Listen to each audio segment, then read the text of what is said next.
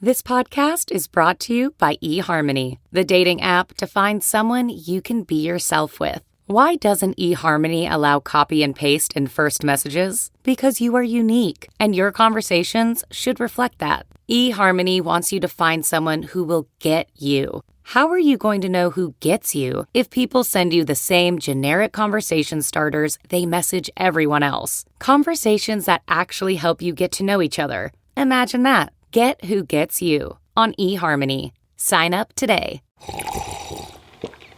That's not just the sound of that first sip of Morning Joe. It's the sound of someone shopping for a car on Carvana from the comfort of home. That's a good blend. It's time to take it easy, like answering some easy questions to get pre-qualified for a car in minutes. Talk about starting the morning right. Just like customizing your terms so your car fits your budget. Visit Carvana.com or download the app to experience car shopping the way it should be. Convenient, comfortable. Ah. You better not have no plans tonight. Movie time and it's feeling right. You're looking for a love that lasts. You'll find it at Romancing the Podcast. Ooh, baby, you had me at hello. Ooh, I love you. I know. Ooh, baby, you're the wind beneath my wings. Ooh, I'll have what she's having. Thank you for tuning into Romancing the Pod. You had us at hello. I'm Paige Wesley. I'm Mike Randolph. And I'm Todd Schlosser, and this week I made you guys watch Forgetting Sarah Marshall. Now, Mikey, last week when I announced that we were doing this episode, you said it was your favorite rom-com. So, when was the first time you saw it? I saw it in theaters, bro. Me too, yeah. Yeah, me too. Yeah. I love this movie. Yeah. It holds up. It holds up way better than a lot of movies from this time do. Like, way better. I have watched this film every breakup I have gone through since it came out till now. Nice. I think this is a very healthy breakup movie, to be honest with you. It has good heart. You can tell that this is a project that someone put all of his stuff in. Yes. Yeah. Like the first season of True Detective. Like you can just tell this is the thing that they've worked on for, because it's just so genuine and so much heart and it's so funny naturally. It is still so funny. Like the fact that the jokes hold up as well. I'm here to murder you. I'm here to murder you. I talked a little bit before we turned on the mics about how I think this is a great systems movie, because we talk about relationship systems on this show fairly frequently. And something that I never remembered from all the times I had seen this movie before, but I noticed this time, is that a lot of movies that deal with breakups villainize one person and make the other person the hero, whether it's the person cheating or the cheater, regardless. Yes. This movie threads a very difficult needle of establishing that she is wrong and she is at fault for cheating on him, but also displaying that their relationship was not great and he was also a part of why it wasn't great. It doesn't make it okay for her to cheat, but it means that he then has to go do work on himself apart from her. Not everything bad in his life was her fault. And I think the movie is very explicit about that. And it makes the ending where he goes and works on himself for himself. Yeah.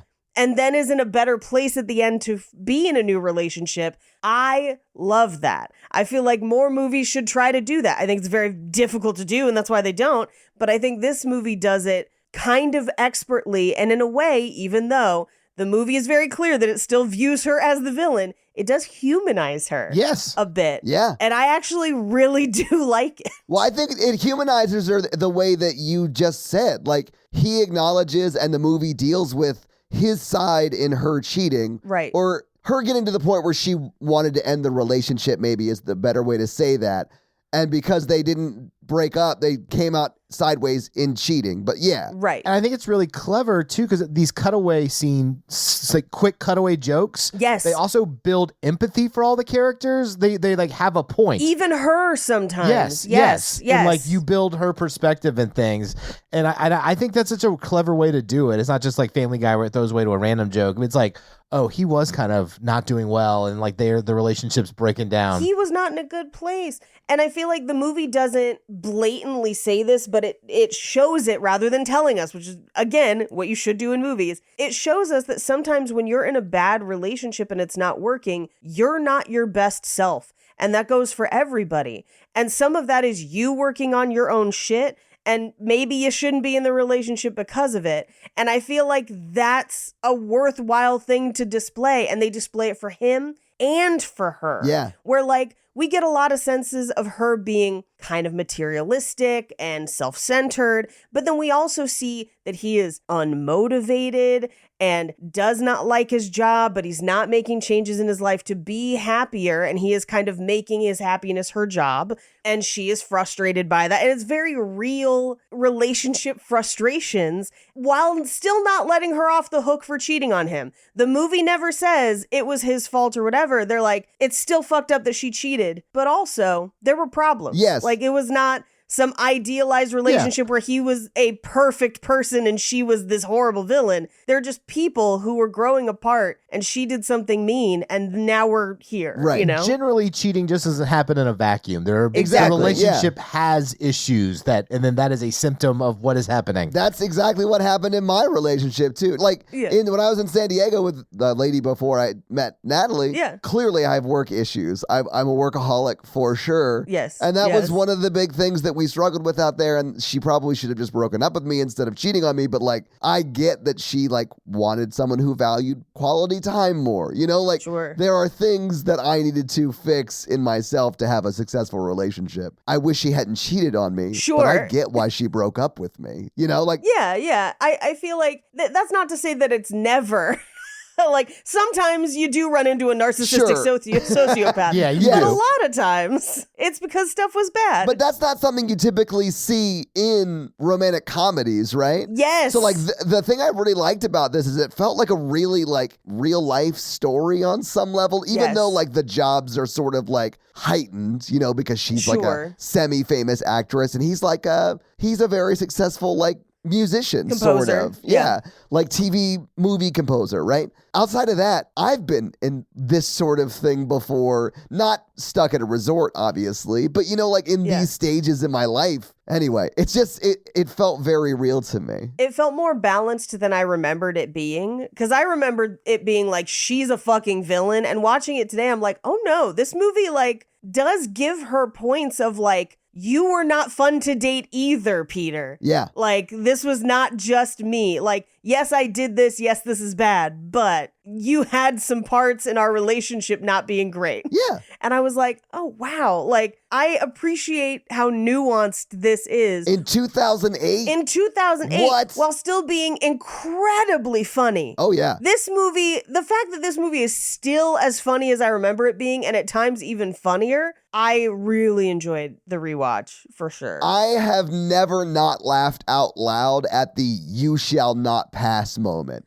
I've never not laughed out loud. It got me again. I forgot about all the full frontal nudity in this movie, and that had completely fallen out of my brain. I own the unedited version, so that's what I watch each time. I do too. I just hadn't watched it in years. Wait, what did I watch? Well, it was on HBO. I saw a lot of dick. Like, not even dick neck. It was all dick. The HBO is the unedited one. Yeah, you're good. Yeah, that's the one. But like, in theaters, it was full frontal. Going back to how it ends with what you're talking about, how you work on yourself and that like they come back. Yeah. I think it grounds it in reality in a way that most rom-coms don't, where like this is a believable week-long experience where people grow and change, but it's not like the rom-coms where it's like, and then we fell in love and then we got married or we got back together. At the end of the movie, where we leave him and Mila Kunis is just that they're going to maybe go on essentially a first date. Really, if you think about it. After the fact, months later. It's not like they're going to be married forever. They found their true love. It's like, no, let's try this again now that we're in healthier places. Yeah, they might have figured it out this time, but there's no guarantee of that. Like, there's no guarantee. We're at least seeing them go off on their very first date in this attempt at a new relationship. Because they did go on a few dates back at the resort, but like that is like, that's different. He's on vacation. It's like, it's a little different. It reminded me of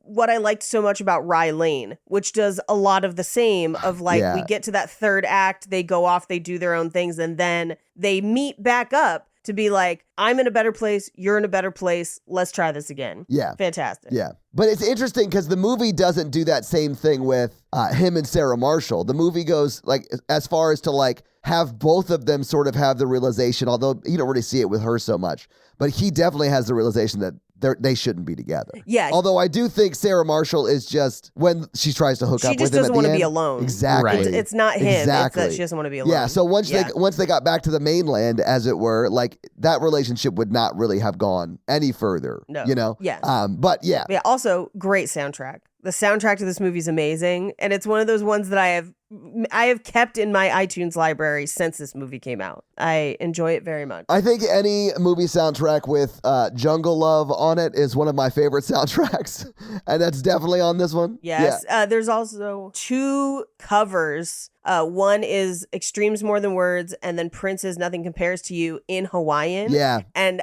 I like them more than the original. Like, they're so beautiful. The Nothing Compares to You is in the end credits. It's right after her new TV series. Hysterical. That's one of the best post-credit scenes I've ever seen. Animal Instincts or whatever. Yeah. So funny. And I love that Jason Bateman's in it. Oh, and also, is it Adam Baldwin in her show that gets canceled? No, it's Billy Baldwin. Billy Baldwin, that's Billy right. Baldwin. Yeah, you're fucking Billy Baldwin, aren't you? Yeah. Can you say Dick Sickle?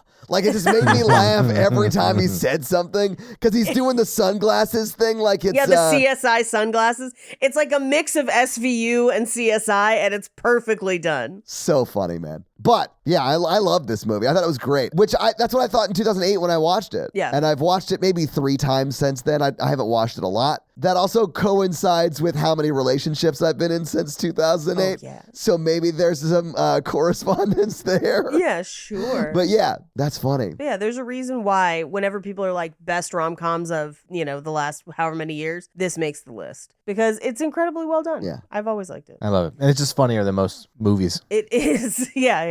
In ways that hold up. Yeah. I truly forgot how funny Paul Rudd is in this movie. Oh my God. I forgot he was in it. I was like, oh, right. The surf instructor. And it's Paul. I was like, ah. Yeah. None of the jokes in this film are at the expense of other people. Right. If that, like, groups or types or. Are you saying that because in, let's say some Adam Sandler rom-coms, that happens? Yes. Well, and I would say there's probably some that are at people's expense in this movie, but I would say the bulk are more grounded in a personal observational comedy that I think works better. Yeah. It doesn't make fun of Christians, I don't think, that they're having trouble on their honeymoon. They are sympathetic characters. Yes. Like, you want them to succeed. Like, as funny as it is, you want them to do well.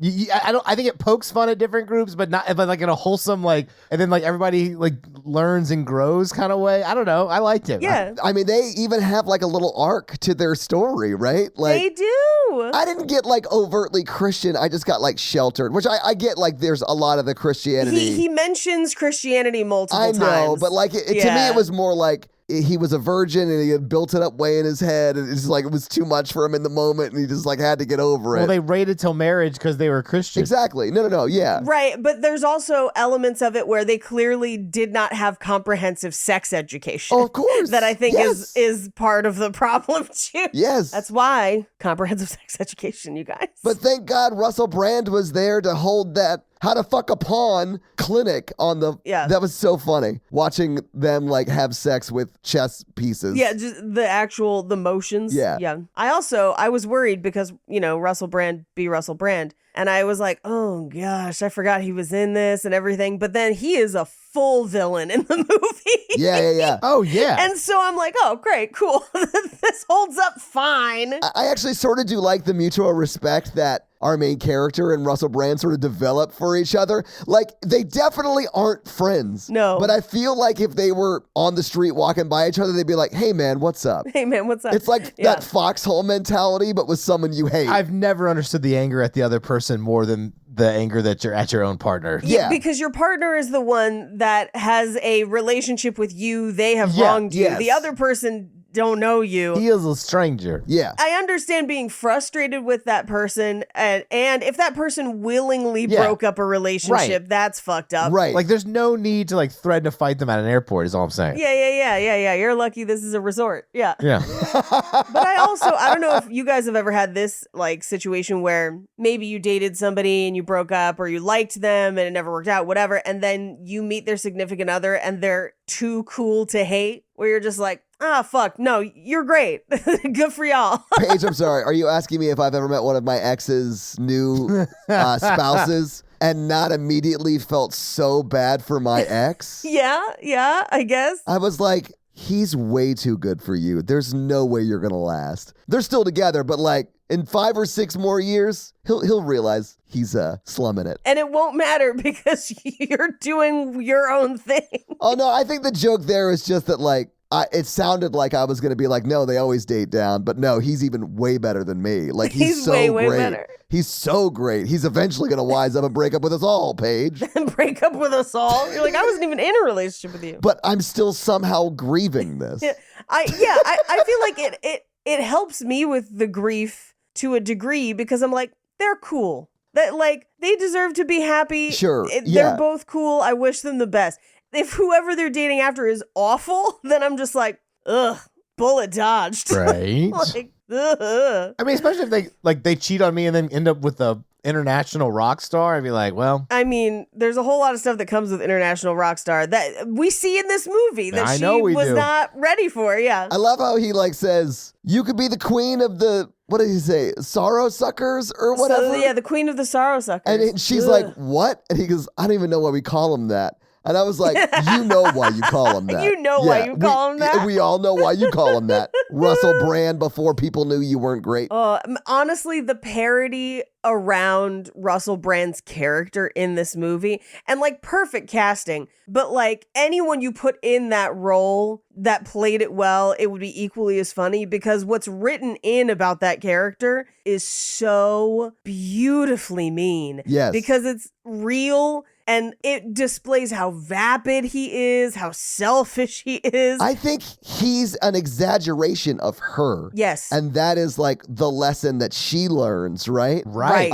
Which I really loved. There's so much metaphor in this movie too, and I was like really digging deep on it this time. Yes. But yeah, Paige, finish your thought though. I remember when I first saw this, he felt extreme. And now being where I am in my career, living where I live, knowing people I know, I'm like, no. This is too real. Like, this is too accurate to these types of people. And some of that just made me laugh even harder than I did in the past. Like, I had forgotten that the song that he gets famous for, I mean, he's already famous, but like the song they're playing in the beginning is his like activist song. And it's just called Do Something. And it's every different political thing he could think of. Like, it's not any one thing because he doesn't want to be seen any one way because it's all performative. And it's just like, do something. We gotta do something. And then it's like war, but also global warming, but also, and it's just, he just doesn't want to come down on any specific thing. I love it. The music video for it was cracking me up. I was like, oh, this is chef's choice. I mean, Inside You might be one of my top 5 in-movie songs. Oh, Inside You. It's up there with Scotty Doesn't Know. Scotty Doesn't Know is probably like my number 1 and number 2. Yeah. Now, have either of you seen the sequel to this movie? Yes. Get Him to the Greek. Yes. Oh, yes. I didn't realize that was a direct sequel, but yes. It's absolutely terrible. Oh, Mikey. It's not as good of a movie for sure. It's a very different movie. The music from that movie is better than it has any right to be. It is, yeah. But it's basically just him after getting so famous that he ends up after Sarah Marshall dating like Rose Byrne, and I don't remember what her character name was. And it's him reeling from that breakup while on tour. Yeah. It's a wild one. But it brings back Jonah Hill as his manager. Yes, as his like assistant. Yeah. But he's a different person. But to your point, Paige, about anyone could have played that, like had Paul Rudd done his, you sound like you're from London, and been playing that character, like that almost is the exact same performance for me. Yeah. I mean, like, I feel like it's written so well, anyone could have knocked it out of the park. Exactly. And then you just have the benefit of Russell Brand and his whole oeuvre that really extra sells it. Yeah. It made me wonder if they wrote it with him in mind or if they just wrote it and were like, he's perfect. I know he's a bad person. Hey, understand. Yeah. But in this movie, he did do a good job, I guess. Hey, he did a good job playing a bad person. Maybe there's a reason. Method acting, Paige. It's a real thing. Yeah.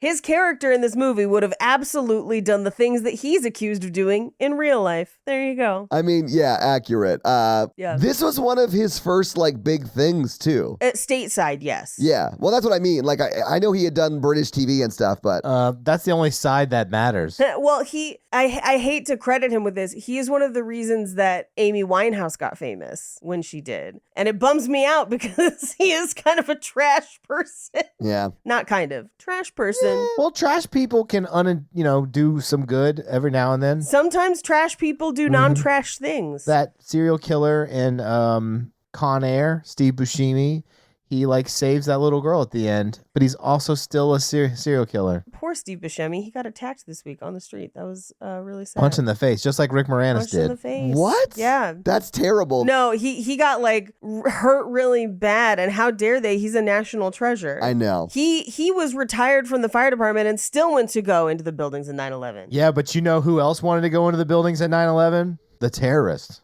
And they did, Paige. It was called 9/11. You're lucky it didn't happen the next day on 10/11. I'm leaving this in. I think it's good enough. I think it's funny enough. What's wrong with maybe. you? What are they going to do? Kick you off the podcast, Mikey? Hey. If you guys have trouble with any of my jokes today, you have to email Paige after this week. No, motherfucker. Don't email me. I'm a busy, exhausted lady. I'm just going to record off-the-cuff jokes for you to cut in randomly in an episode. You know what I'm absolutely not going to do? That. Just come guess, you big dummy. I just want a soundboard of like inappropriate jokes. I do feel like that is what we are losing with you stepping away. I'm going to trick you into saying the word pussy and put it on a soundboard, and I'm going to play it as much as I want when you're gone. Y'all have it somewhere. I do have it. I don't remember what episode it's in, but it's in an episode. I'm pretty sure you say it on episode. Hey, listeners, go find it. Tell us the timestamps. I've been looking for it every day. You know what I'm saying? What have you been looking for, Mikey? Meaning. Well, maybe we should just find meaning in this movie as we go through it scene by scene. Go for it. Yes. We open on one of the best cake songs ever. I did love that album. Fashion Nugget and this album, so good. I call it the Chuck album. Yeah. Because it's the album that came out the same time Chuck was on TV because they used one of the songs in the opening credits. I did not watch Chuck. Chuck came in at a weird time when serialization, like the episode count should be decreasing, but it was still having to do 20 episodes. Yeah. Well, and I feel like some shows still do 20 and it still works. Like, I think Abbott Elementary's nailing it, but like... It's hard to do spy thriller filler episodes. I mean, that's like Riverdale's filler episodes are insane. Like, some are just full product placement for a full episode. But now I can't stop taking these jingle jangles. I can't stop taking these jingle jangles and fizzle sticks. Gotta snort them fizzle sticks so you can see the Goblin King or the Gargoyle King because you're playing goblins and gargoyles. What are you saying? The Gargoyle King he kills a bunch of people and everybody dresses up like him. There's 7 fake ones. This is a thing? This is a real thing? Yes. You guys are saying? Yeah. In Riverfall or whatever the show is. Yeah, Riverdale. Yeah. Please. Okay. No. Todd, no, give me 10 seconds. I can't. 10 seconds. I wish. 10 seconds. The nuns at a local like nunnery that they send all the pregnant and too talkative girls to. Those are very disparate groups, but go on. And yet, I did not lie. They create like a Dungeons and Dragons style game to like keep the girls in line, and then it leaks to Riverdale High where people also play the game, but people have used it to like control things in the town because in Goblins and Gargoyles, it's Eldeveer, which is Riverdale backwards. And it's basically a reflection of all the socio-political things that are happening in the town in the game. So people will get strategically murdered by the Gargoyle King, who over the course of the series is like 4 different people, depending on who needs to control what. Paige, can I ask you a very quick question? I'm so happy to answer it for you. Thank you. How long do you think 10 seconds is? Shorter than that, probably. I mean, from what I've been told at night, it's a long time. Long enough? Yeah. 10 seconds, you're doing it twice? Yeah. Good Lord. Don't want to spoil her now, Mikey. Right. That's what I do with my ladies. Anyway, cake song. We open on an apartment. And again, credits while story is going, so I know Todd loves it. Oh, I was here for it. And it is essentially Jason Segel having a lazy weekend. He's eating cereal out of a salad bowl, which I love, have done. It is like a full box of Fruit Loops, and he's eating it with like a ladle almost. Like what, Paige, you know what those things are. It's like a big ass spoon. It's like it's a serving spoon. Yeah. That's what it is. But we're seeing around their house, we're seeing like pictures of them together. There's a mug that says mug shot. And then there's like a montage of them together. We cut to Access Hollywood where Billy Bush, and I was like, oh my God, this is pre-Billy Bush getting canceled because of the Trump tape. Oh, yeah. I forgot about that. Right? He's the other guy on the bus. Yeah, it's crazy that he's the one that got canceled. He got canceled and he just was there. He was there. And he was just holding the mic. He probably said some terrible shit too. Who knows? But he's not a politician. Well, neither was Trump at the time. Yeah, he didn't disagree with him at the time. So people, I think, were like, and I was like, yeah, but at a certain point, like, what would you even say back to that? Yeah, like if I am sitting alone with a man and he turns to me and says some fucked up shit like that, I'm not gonna be like, wow, your whole life is fucked up. You should change how you're living. I'm gonna say, thanks. Okay. Man, the bus is taking a long time, huh? Yeah. But like also, I expect the person who does that job. One guy was president after that. Yeah. Oh my God. I have a crazy VP pick out there for you, Trump. Billy Bush. Yeah. I bet Billy Bush wants to forget that ever happened. I doubt he has ever wanted to ever speak to Trump again. I bet he'd take the VP spot, though. Yeah, maybe. Who knows? Think about how forever he could grift off that community. Like that's very true. Yeah. Anyway, he does like a little special on Sarah Marshall, who is Jason Segel's girlfriend in this movie. Pete's girlfriend. And it's basically a little special on her show, which is a CSI SVU hybrid. It's called Crime Scene, at the scene of the crime. Yeah. But Billy Bush also covers her boyfriend, who is Jason Segel. So the movie's showing us, and without having to directly tell us who we are watching, and it does highlight the dark and ominous tones, which I think is a really funny runner through the movie. Yeah, I do. Is that he doesn't write songs, he writes ominous tones. But we get a clip of the show, and it's her and Billy Baldwin, and they just lift up a sheet, and he goes, hard for her to re-enter a pageant without a face. It's just like, they cut away from it, and they cut to Russell Brand's character, Aldous Snow, and his band Infant Sorrow. And this is where we get the music video for Do Something. Yeah. And at one point, he's like holding up signs like Bob Dylan. It's just like, how can you read when you are blind? And one just says, sodomize intolerance. Yeah. It's madness. It's so stupid. Yeah. Still not my favorite music video in any movie. Do you know what my favorite is? Is it the one from Music and Lyrics? No. Although, shit, that one's good too. It's the one from Serendipity. I still haven't seen Serendipity. Well, put a pin in that, baby, because when you see it, you'll be like, oh, I know why. I get it. It's a non-traditional instrument. Let's just say it that way. And it is fun. But his phone rings. He picks it up. It's clearly her. And he's like, oh, yeah, I'm working, eating salad. Yeah, I'll see you in a bit. And then he rushes to speed clean the house. Yeah. Which I felt like this was one of the most realistic parts of the movie. Oh, yeah. Yeah. And it tells you who they are right away. Because he clearly is not going to be himself around her. He's lying about what he's eating. He's lying about what he's doing. Like, clearly, there is a dynamic in this relationship that we have established within 10 seconds. Before we find out she was cheating on him, before we find out they're breaking up, it's already showing us they're not right for each other. Yes, 100%. Because he can't be his self around her. Yes. Not that that's her fault. I'm not saying that, but like that's what it's showing us here. No, it's a lack of communication between the two of them. Yes. Yeah. And they just might not be a good match, but sometimes people stay with people that they're not good matches with for too long, and then it gets harder and harder to leave them. Boom. Boom. Anyway, he goes to take a shower, and it was when he was showering that I was like, oh my God, I forgot about the frontal nudity in this movie. Yeah. So much. Because she comes home and he's just gotten out of the shower and does something that my husband has done to me many times, and just like opens the towel and helicopters his dick at her, because being married is awesome and it's really fun. Yeah, I definitely have never done that outside the bounds of matrimony.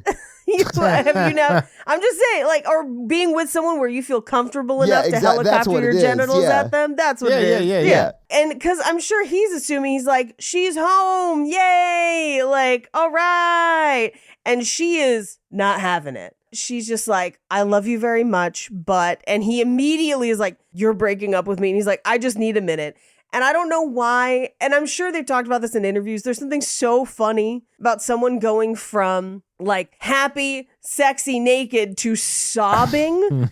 Like when I was in film school, there was a guy who was obsessed with writing a scene into something where someone was crying with an erection.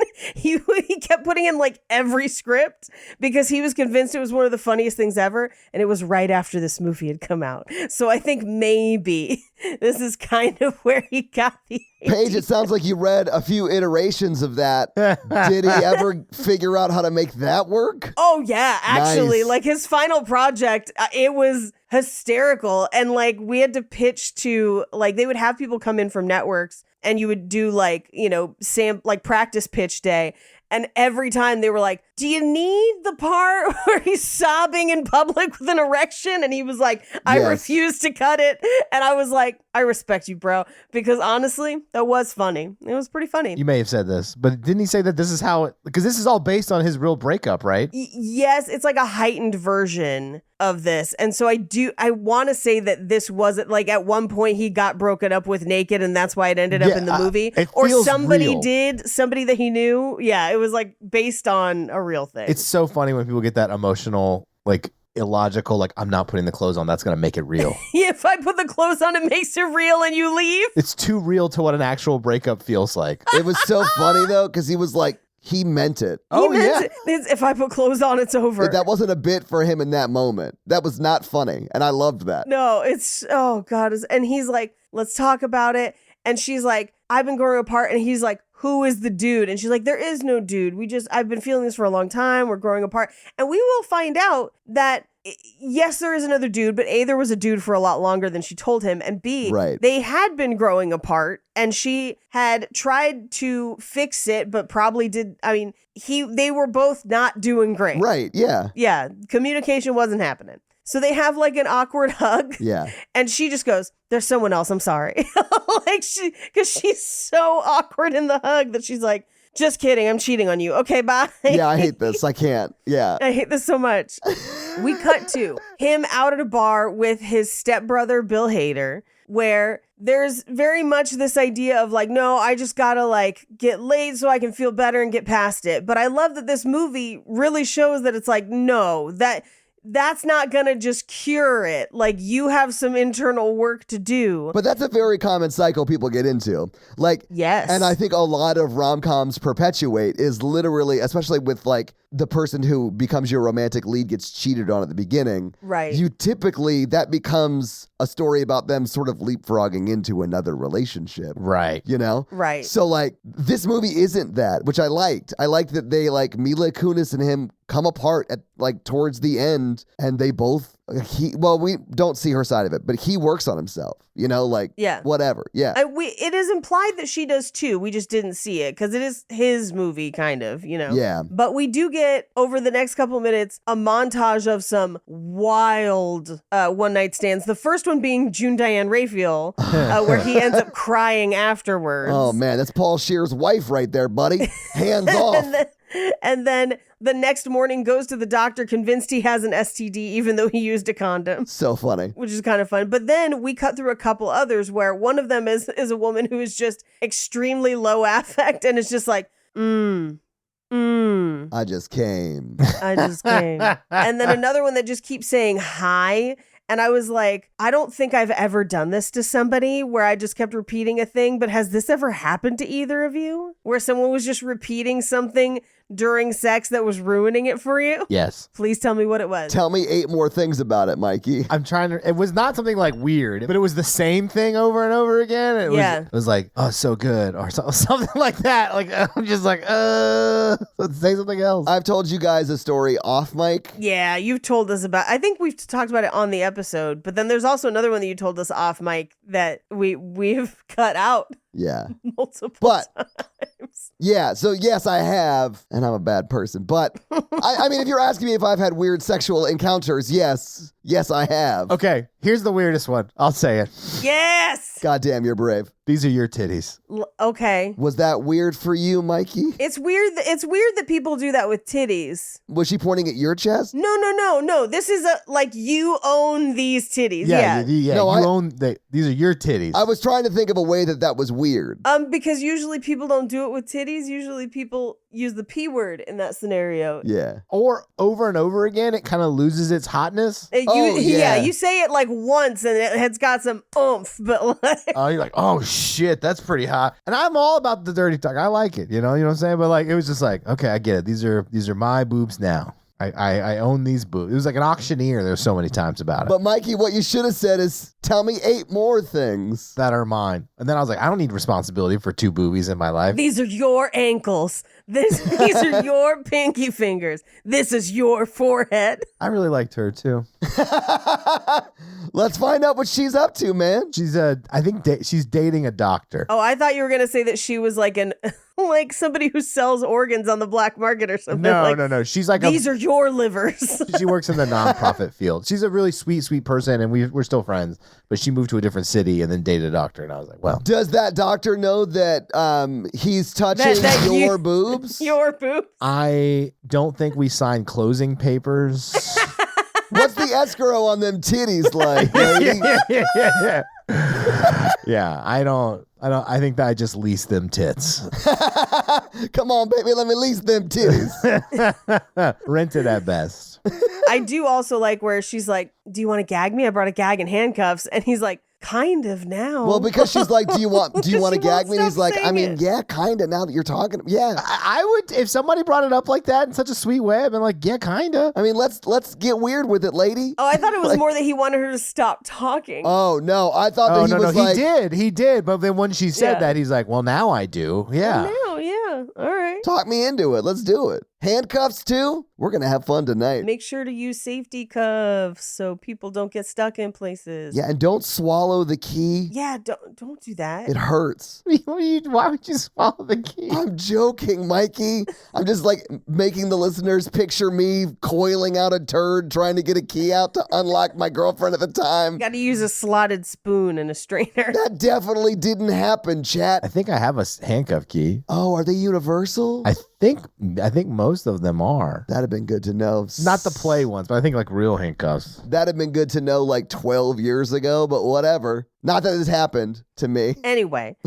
so we cut to him at work with Kirk Fox, who is working the soundboard. And he is doing ominous tones for the show. But of course, he just broke up with her and now he's having to watch the show. It's brutal. And I do love that he plays the Seinfeld theme. It's so funny. Yeah. And the guy's like, why don't we just go with something like ominous and dark, like normal? I think this is the one where, I don't know, Billy Baldwin comes in and is like, can you say Dick Sickle? Yeah. Like, it's so silly. And it's like, bow, bow, bow, bow, bow, bow, bow, bow, bow. Yeah, it's like the Seinfeld theme. It's so funny. So he attacks the screen and leaves. He doesn't get paid for the session that day. No, he probably got billed for that screen because he throws his like music stand through it or like chops it with it. Yeah. Probably at least a couple hundo, if not a couple $1,000s. Yeah. Yeah. I mean, it's essentially just a screen, but those are usually like built into the ceiling and they cost a lot. Yep. We cut back to the apartment where we get like an original version, or the Sinead O'Connor version of Nothing Compares to You. Written by Prince.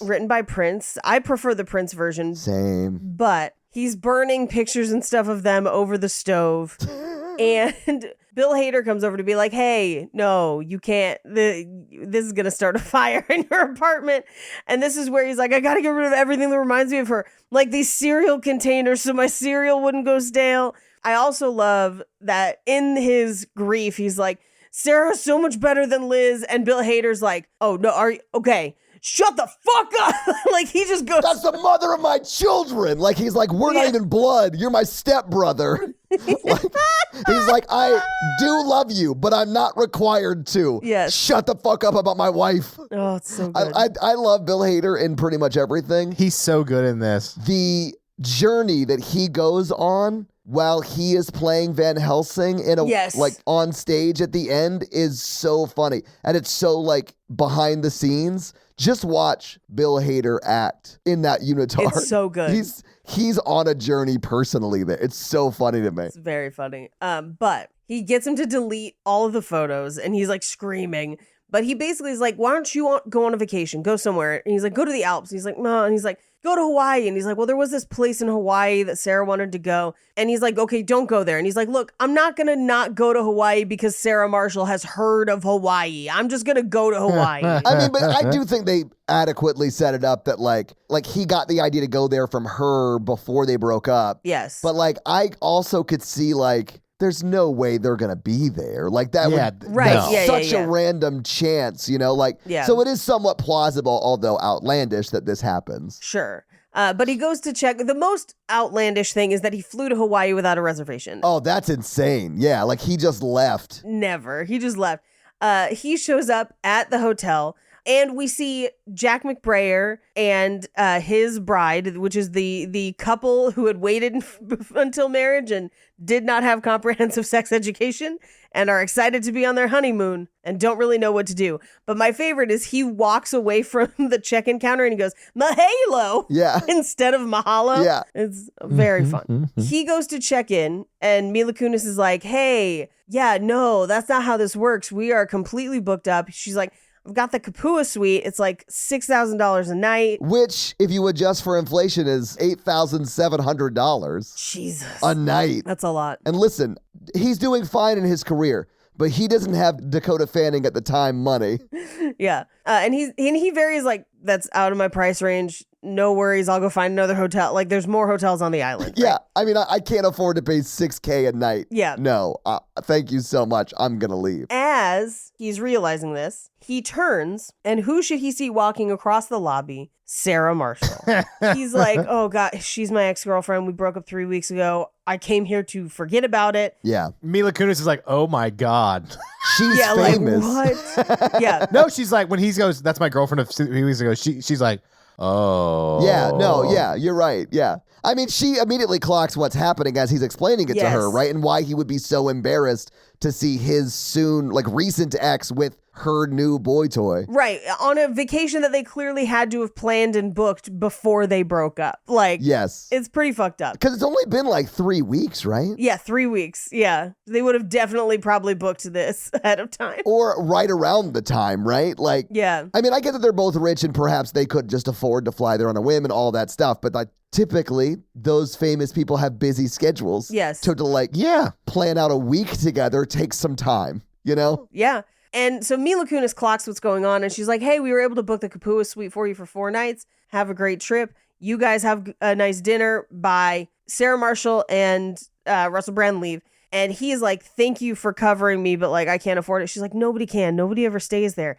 Just clean up after yourself. You aren't technically a guest, but like, I'll see you around. Have a nice trip. It's really fucked up that she did that to you, basically. Yeah. So. And it's not like he didn't know there was somebody else already. Right. Because she says that when they break up. So, like, I get that may not have been new information, but to have seen it is rough. Yeah. And we do get him calling Bill Hader, but he's like following her. Yes. Through the resort. And we overhear their conversation, her and Russell Brand, where Russell Brand is like, yeah, I bet that was awkward. I mean, like one time I watched Liam and Noel Gallagher have sex with my girlfriend right in front of me, but like we're still cool. It's just an insane story about the one time the Gallagher brothers got along. It's also the second time they've been to the Eiffel Tower. Thank you. Anyway, he of course follows them to the room and he's like, hey, okay. Hi, good to see you.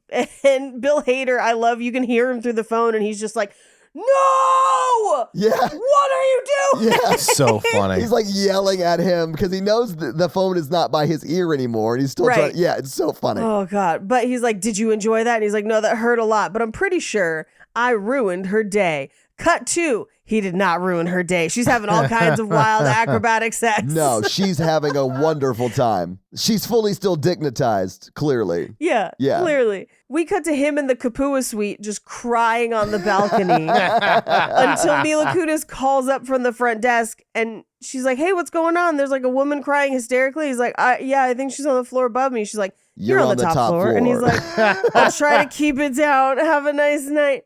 And he's like, crying on the floor. It's so good. It's honestly a little crazy that in 2008 there was like your romantic lead is seen like weeping about losing his girlfriend for half in the first movie. 15 minutes of the movie. Like it's not like this has been built up over the course of the movie. He loses her or whatever, like City of Angels or some shit. Like because she didn't think she needed her eyes to ride a bike down the street.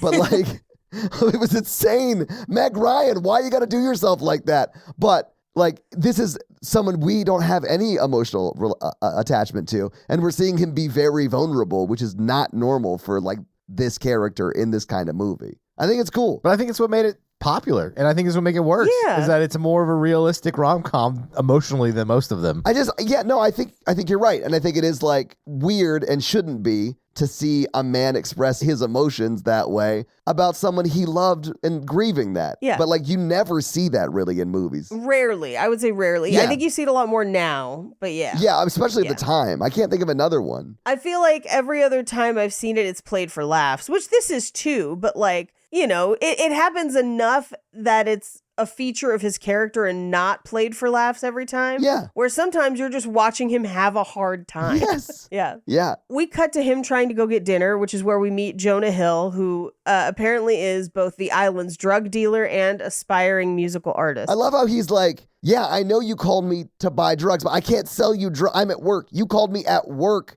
to sell you. I cannot sell you drug. And then he like hangs up the phone and he like greets the next guest. Yes. It's very funny. And he basically, Peter is like, oh no, it's just me, just one. He's like, one single man, like dining alone. He's like, oh man, that's you want a sad. magazine or something? Have you guys ever had that happen to you? Yeah. Oh yeah, all the time. Because I eat alone a lot because I travel alone a lot. Same. It's better when you just carry a book with you. Yeah. I know you're not a big reader, Todd, but when you carry a book, they're just like, oh, would you like a booth? And I'm like, yes, so I can read and eat and chill out.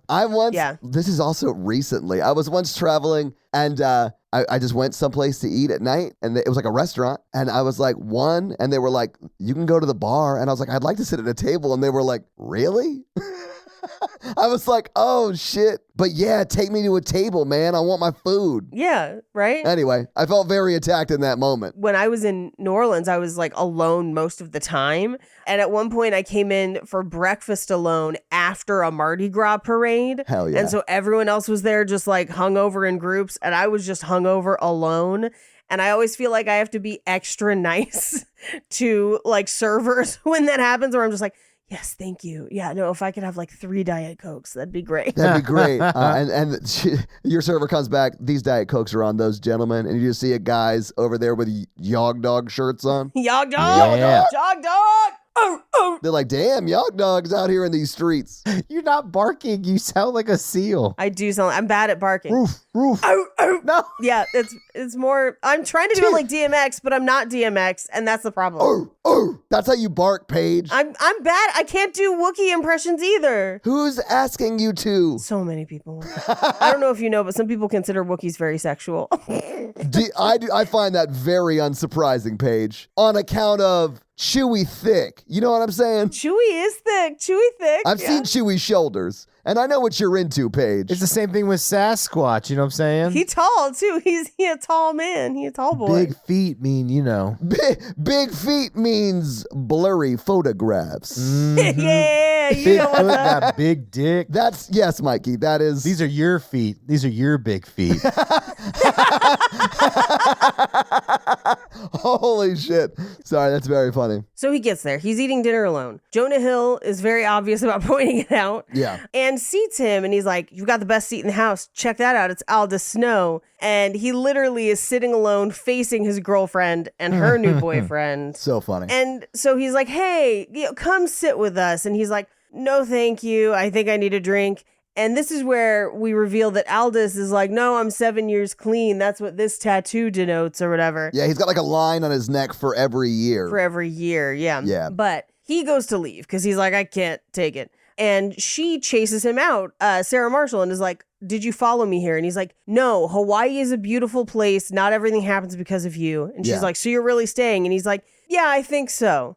Also, sounds like that guy shared some needles. Thank you for dating him after me, although we will find out there was overlap. Yeah. Everybody get tested. Yeah. Especially because later Aldous will reveal that he has at least one sexually transmitted disease. He's the worst. Anyway, he goes to the bar. He starts drinking, and we see a number of fun drinks, including that wild one with the banana.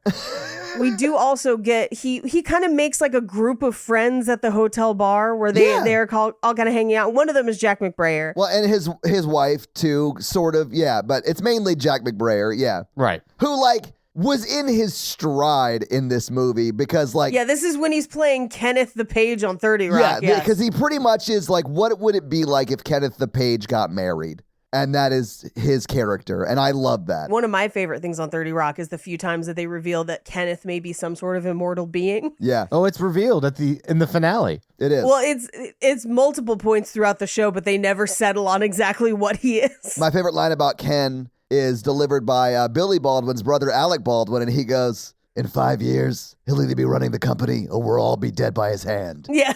And he's like riding off on a bike that has a bell on it.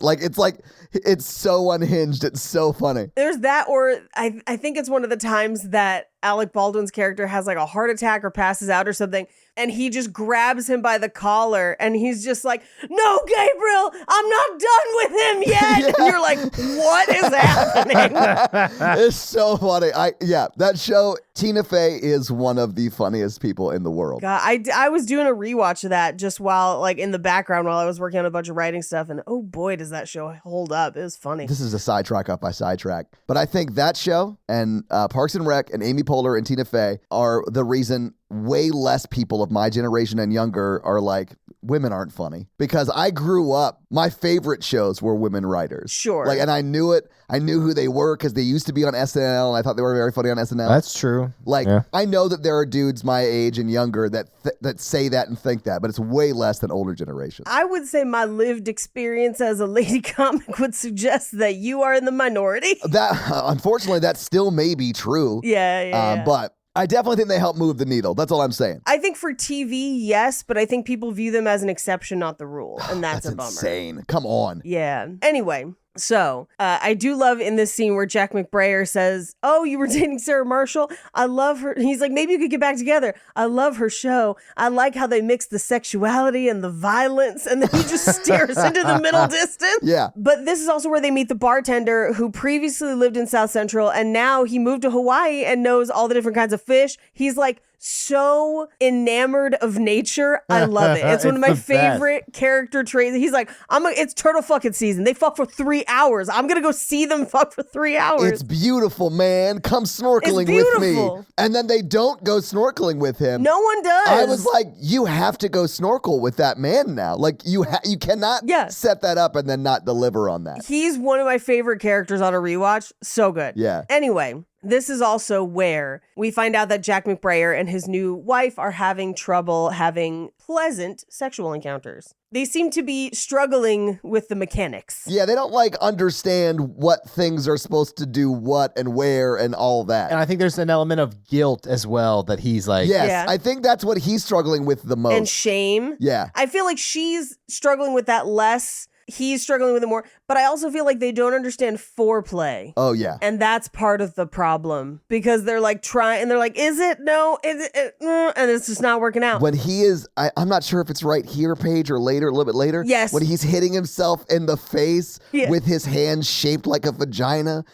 Yes. I was like, this guy is struggling with some stuff right now. And I am so sad for him. Yeah, that's the later one. In this one, he leaves, he's like off to find the mythical clitoris.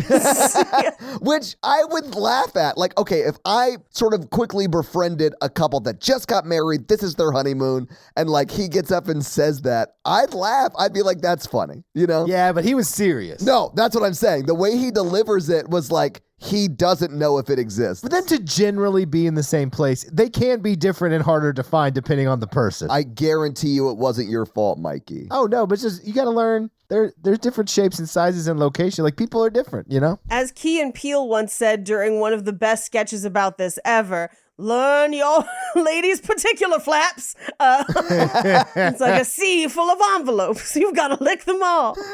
All this to say, talk to your partner and communicate about what would make their sexual encounters pleasant for them. Yeah, don't go to the bar and turn your hands into a makeshift vagina and smash your face and weird your friends out. Not until after, at least. Yeah, for sure. Not until you're giving them the play-by-play. Yes. I do love that he's talking to them about his job and about what he does. He's like, I do the music for that show. It's not music, it's just ominous tones. And then he does like a making fun of the show where he's like, oh, looks like the masturbating dog killer got away, but at least the dogs are happy. Boom, boom, boom.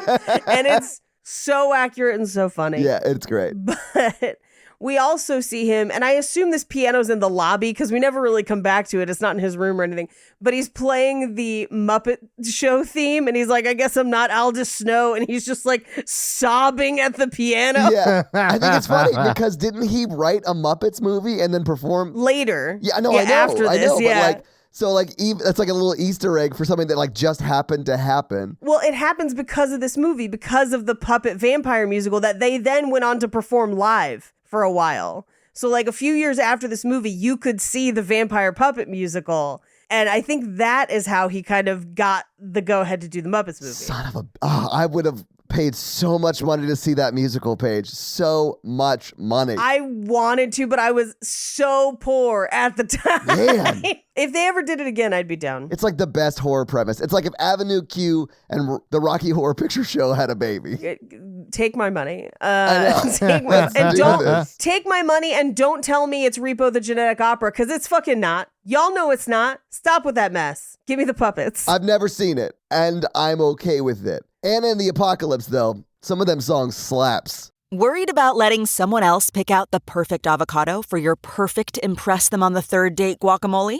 Well, good thing Instacart shoppers are as picky as you are. They find ripe avocados like it's their guac on the line. They are milk expiration date detectives. They bag eggs like the 12 precious pieces of cargo they are. So let Instacart shoppers overthink your groceries so that you can overthink what you'll wear on that third date. Download the Instacart app today to get free delivery on your first 3 orders, while supplies last. Minimum $10 per order. Additional terms apply. That's not just the sound of that first sip of Morning Joe. It's the sound of someone shopping for a car on Carvana from the comfort of home. That's a good blend. It's time to take it easy, like answering some easy questions to get pre-qualified for a car in minutes. Talk about starting the morning right. Just like customizing your terms so your car fits your budget. Visit Carvana.com or download the app to experience car shopping the way it should be. Convenient, comfortable. Anyway, we cut to the breakfast buffet. I do think it's funny that they treat drinking tropical alcohol drinks at breakfast like it's weird, and I have been to Hawaii, and that's very normal. Yeah, there's a lot of shaming of the tropical drinks. It's like the whole reason to go to Hawaii. Agreed. I mean, there's many reasons. Hawaii is beautiful. But also, boozy pineapple drinks with breakfast. Little hair of the dog. I do like that the waiter is like, oh, I know where you are relationship and grieving wise, so I'm going to go ahead and bring you a little bit extra alcohol. Here's some extra rum. Yeah. But he runs into Jack McBrayer and he says, how was your evening? And we cut to what their night was like. And I do like that he says, God put our mouths on our heads for a reason. He's struggling. Implying that he didn't want her to go down on him. Oh, yeah. He definitely wasn't going to go down on her. Yeah. And I was like, this is going to create some problems, I think. It's definitely both sides of the ball he's uncomfortable with. Like, I think it's totally like shame and like just not knowing anything about it. Not knowing anything. Yeah. Like, I think that it would be easy to be like, oh, he's just not into women. And I don't think that that's the performance at all. No. I think it's that he doesn't know like what he's supposed to do. And he's also very ashamed of wanting to do it. Yes. And like all of this stuff built into it. And it's like such a weirdly nuanced, but like nailed performance that I love it. Especially because later we see them having a great time. Exactly. Like once they figure it out, you know? And that's why I think seeing that is important, because then you're like, okay, he actually is into her. It's not that. Yeah. It's that they were just so ashamed of it and weren't communicating and whatever. Yeah, it's great. Yeah, and didn't know what all went into this. It's great. Yeah. All they had was a set of weird cassette tapes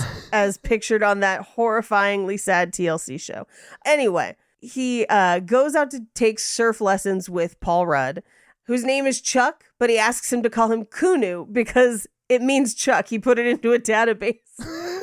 And I do love that every time he sees him, he greets him the same way, where he's like, looks like you got a little pain behind those eyes. There's only one cure for that. And he's like, what, surfing? He's like, no, weed. Do you got any? And he's like, no. And he's like, well, then let's go surfing. I love Paul Rudd in this movie. He's not a great surf instructor because pop up. No, don't do anything. You're doing too much. Too fast. Too slow. As they leave the stands to go do that though, as Paul Rudd starts running down to where the surfboards are, he sings, well, the weather outside is weather. Which is the best. Which is like, what? It's not even like a Christmas time movie. It's just so funny to me. He's come on now, everybody's learning how. Well, the weather outside is weather. And every Christmas it gets stuck in my head and I can't remember what it's from. And so I when it happened, I was like, oh my God, this is what it is. Because always as we're saying, well, the weather outside is, and I know it's frightful, but in my brain it's weather because of this stupid movie. I didn't realize how much of this movie's quotes were 1000% just Paul Rudd. I forgot that Paul Rudd was the guy who said, fuck the lemons and bail. You sound like you're from London. Yeah, well, and the lemons one too. Yeah, the lemons one, if life gives you lemons, fuck the lemons or whatever. Yeah, say fuck the lemons and bail. So funny. All of those lines. Yeah. Paul Rudd. And honestly, if Jason Segel was like, yeah, he ad-libbed those in the day, I'd be like, I buy it. I buy it, yeah. The only person I know who can do that other than Paul Rudd, Wesley Snipes. Ooh. Some motherfuckers always be trying to ice skate uphill, Mikey. The best line of a film. Ever. I do like that he's like, what's my human age? I guess 44? Fuck. And he's like, I don't really wear a watch because my phone has a clock on it. Yeah. That's basically the same thing. And that was in that time period where iPhones had come out, but there wasn't an Apple Watch yet, so no one wore watches anymore. Yes. Which, okay, can we talk about, and I guess we'll talk about when we get there, because this movie predicts the way Zoom works now. Yes. But we didn't have it at the time, which is bonkers to me. Well, that's because Bill Hader's character, aside from the bookends of this movie where he's there in person, the majority of the rest of his scenes are him just being your worst remote coworker. Yes, 100%. Which is actually the very next scene. He goes to I guess at the time it would have been Skype, Bill Hader. And he's changing the background and he's like, look, I'm in Hawaii too. And I do love that they just constantly get things wrong. His wife is like, ooh, I'm doing a luau. She's doing the hula, but she's like, no, a luau. I'm luauing. Yeah. We cut to a luau. Cut to the luau where he runs into Mila Kunis. He basically asks her out. And is like, yeah, let's go hang out another time, maybe. And she's like, yeah, okay, maybe after, sure. But of course, Aldous Snow is there at the luau, and they let him come sing a special song. And this is where we get his performance of Inside of You. Complete with acting out and thrusting and wildness. Well, that's because doesn't Jonah Hill sort of force him up on stage? Yes. I would hate that. If we went to Panic Fest and we were about to do a live show at the next day, and then we walked into a restaurant and some guy was like, hey guys, you should come up on stage and podcast. I'd be like, I just want to eat my food. This has happened to me. I know. Well, it's probably worse for stand-up comics. It happens a lot, unfortunately. Not fun. Yeah, I bet a lot of people will be like, oh, you're a stand-up comic? All the time. Tell me a joke. And you're like, that's not how stand-up comedy works. And the fact that you just asked me that lets me know you wouldn't get it. Because I had to be gone from work for a while for a very public comedy festival. Yeah. Now more people know kind of what I do at work. And I have had to be very clear with people that no, I won't roast them at work because I can't get fired. Paige, if I was in your situation, I should clarify because I'm not as good as you are at it. But if someone asked me to roast them at work, I'd be like, I can't. I'm a professional. Like, that's what you should say to them. Be like, yes, that's not a fair fight. You just asked Mike Tyson to box in 92. Yeah, but also the person asking me to do it was like a superior, so I definitely can't do that. Like, you put me in a very weird position at work. You know who's recently had some negative success with that type of interaction? Negative success. I love the term negative success. That's great. Earlier today at work, they were complaining about another coworker that was frustrating them. And one of the other people on the call, who I think was like, wow, you guys have like been dunking on her a lot. I know she's been very frustrating this week with this project, but like this call got out of hand. And so he jokingly was like, oh, do you want me to put her on the call? I can just buzz her on. And I said, no. My roast rate is way too high and I don't feel like invoicing y'all. And then ended the call. Yeah. And he just slacked me. He was like, that was the funniest thing that's happened all day. Anyway, so Jason Segel leaves and he meets up with the guy from the omelet station at the breakfast buffet, Kimu. And he's like, hey, come prep the pig with me for tomorrow to take your mind off it. Horrifying, where he like has to kill a wild pig. This is one of my favorite scees. When he's sobbing, when he's trying to kill the pig. He's crying. I'm sorry. I'm so sorry. Which I would be too. I would have a problem. Even though Kahlua pig is fucking delicious. But he has to he's got to stab it multiple times. Like I would have such a hard time doing that. Oh, yeah. To then cut to 6 hours later, me just really enjoying that food so much, you know? So it'd be rough. It would be rough, but I'd still probably eat it. Yeah, I mean, regardless, he meets up with Mila Kunis. They're gonna go to a beach thing after. He changes his shirt. I do love because she's like, he sort of asks her out. He's like, well, are you doing anything later? You want to hang out? And she's like, right. Well, we're all going to this thing. Let's do this. And he's like, great, let's do it. And she goes, cool. Change your shirt. I'll meet you in the lobby at 5. And he looks down like, oh, I liked this shirt. Yeah. I thought that was very funny. It was very funny. We cut to them on the beach, and this is where we get her story of how she ended up on the island, where she followed a professional surfer, because he was top 44, and dropped out of school, college, it's implied college, dropped out of college. Yeah. And then found out he was cheating on her, and she just stayed here because she had a job and liked her job and liked being here. And she asks him, how do you like writing music for a TV show? And she realizes he hates it. Yeah. And she's like, why don't you do something about it? And he's like, well, I've been working on this other thing. It's a rock opera about Dracula, but it's also with puppets and humans also. And he's kind of pitching it and it sounds insane. It sounds so insane, but it's so funny. If you've seen Avenue Q, though, you're like, oh, I've seen this, but it's not about Dracula. Right, but wouldn't it be better if it was also about Dracula? Yes. Yes. Yes. Absolutely it would be. So who should show up but her ex-boyfriend, who it becomes a free-for-all. They're start a fight, they end up running.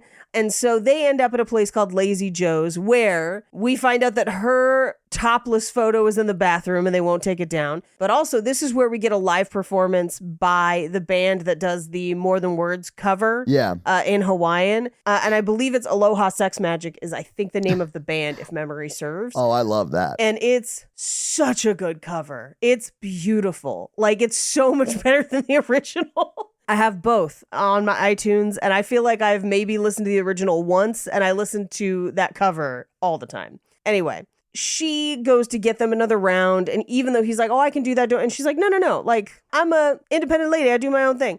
And we cut to a montage of him holding Sarah Marshall's purse. Basically, this contrast of someone who is comfortable and also kind of an independent person in the relationship, doesn't need to be fawned over in that way, versus him having to kind of constantly be the footstool, if that makes sense. Yeah. Which Russell Brand complains about later, and they sort of bond over on some level. Right. They do. Well, and it's tough because that's one of those ones where I understand the frustration and I understand why people in that position would be very upset. But there's also a part of me that's this is why you bring your agent or manager with you to an event instead of your significant other, because it is a fucking job to be at an event like that. Yeah. You're working, you know, and you are there to be the thing. And so like, yeah, people are going to end up holding your purse a lot or whatever.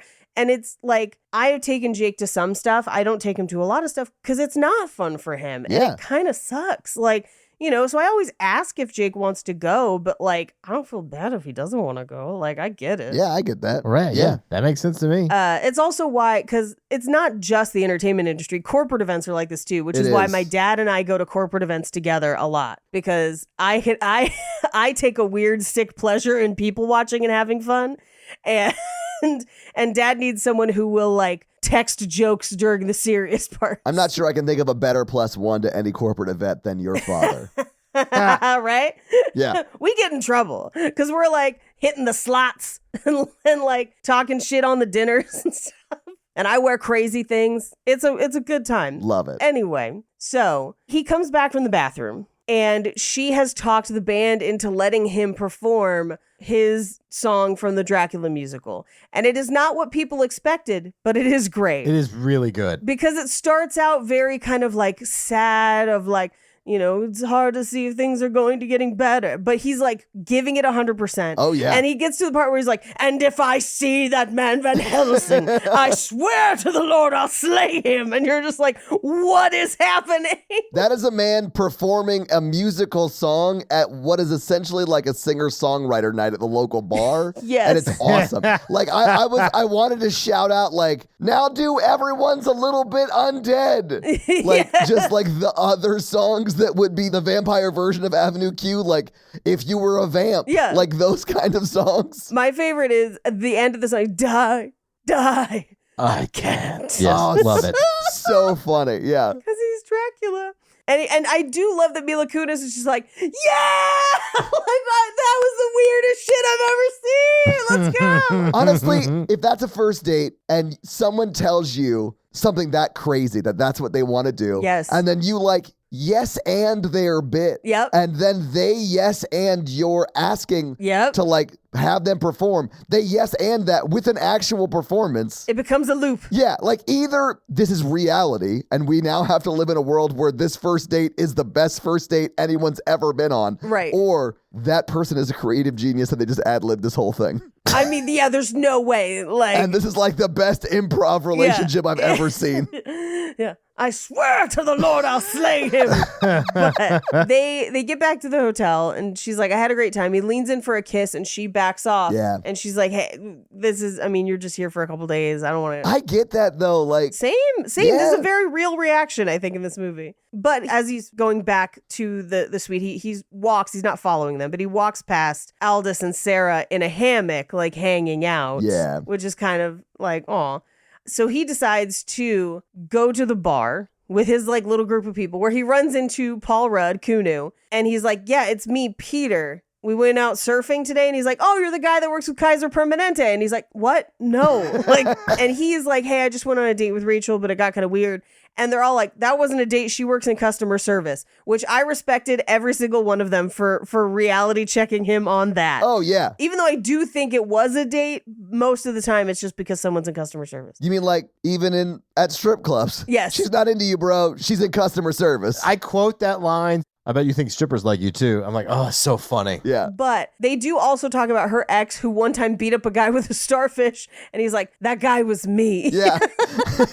But this is where Jack McBrayer has the head slapping with his hand vagina. He's having a hard time. Because he's like, why would God put a playground next to a sewage system? Yeah. So funny. So funny. But she's like, come back to bed. And he's like, sure, okay. But this is, as she walks away, is where Paul Rudd has the very famous line that gets quoted a bunch. I wonder if the carpet matches her pubes.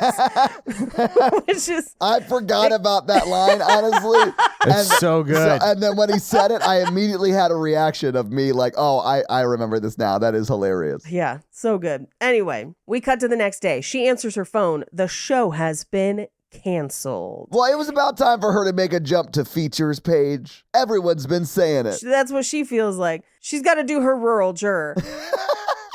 That's a good like allegory though, Yes. because she jumps from this show to the exact same show, Yes. except it's called animal instincts or whatever. It's so funny. The Janie Jimplin Project or whatever. I'm not saying she's the woman version of Nathan Fillion in real life, but I love Nathan Fillion, but he's done like 4 of the same kind of show. Yeah, no, 100%. We said, because we felt the accuracy deep in our bones. I did. I felt it. Anyway, Aldous, Russell Brand is like, oh, good, you wanted that. Great. So you just come on tour with me and be queen of the sorrow suckers. And she's just like, what? No, like I have a career. I have plans. I have things that I wanted to do. What do you mean you're going on tour? You didn't tell me. He's like, well, I told you now. And she's like, that's not the same. When do you leave? And he's like, 2 weeks. And she's just like, what? For 18 months. It's not like he's going to be gone for a month or 2. Like, it's a long ass time. Yeah, it's wild. He also implies that he may have given her an STD, but he did not tell her because it wasn't inflamed. Not the right thing. You should tell people. Right. But also, this is where Jonah Hill interrupts them and hands him his demo.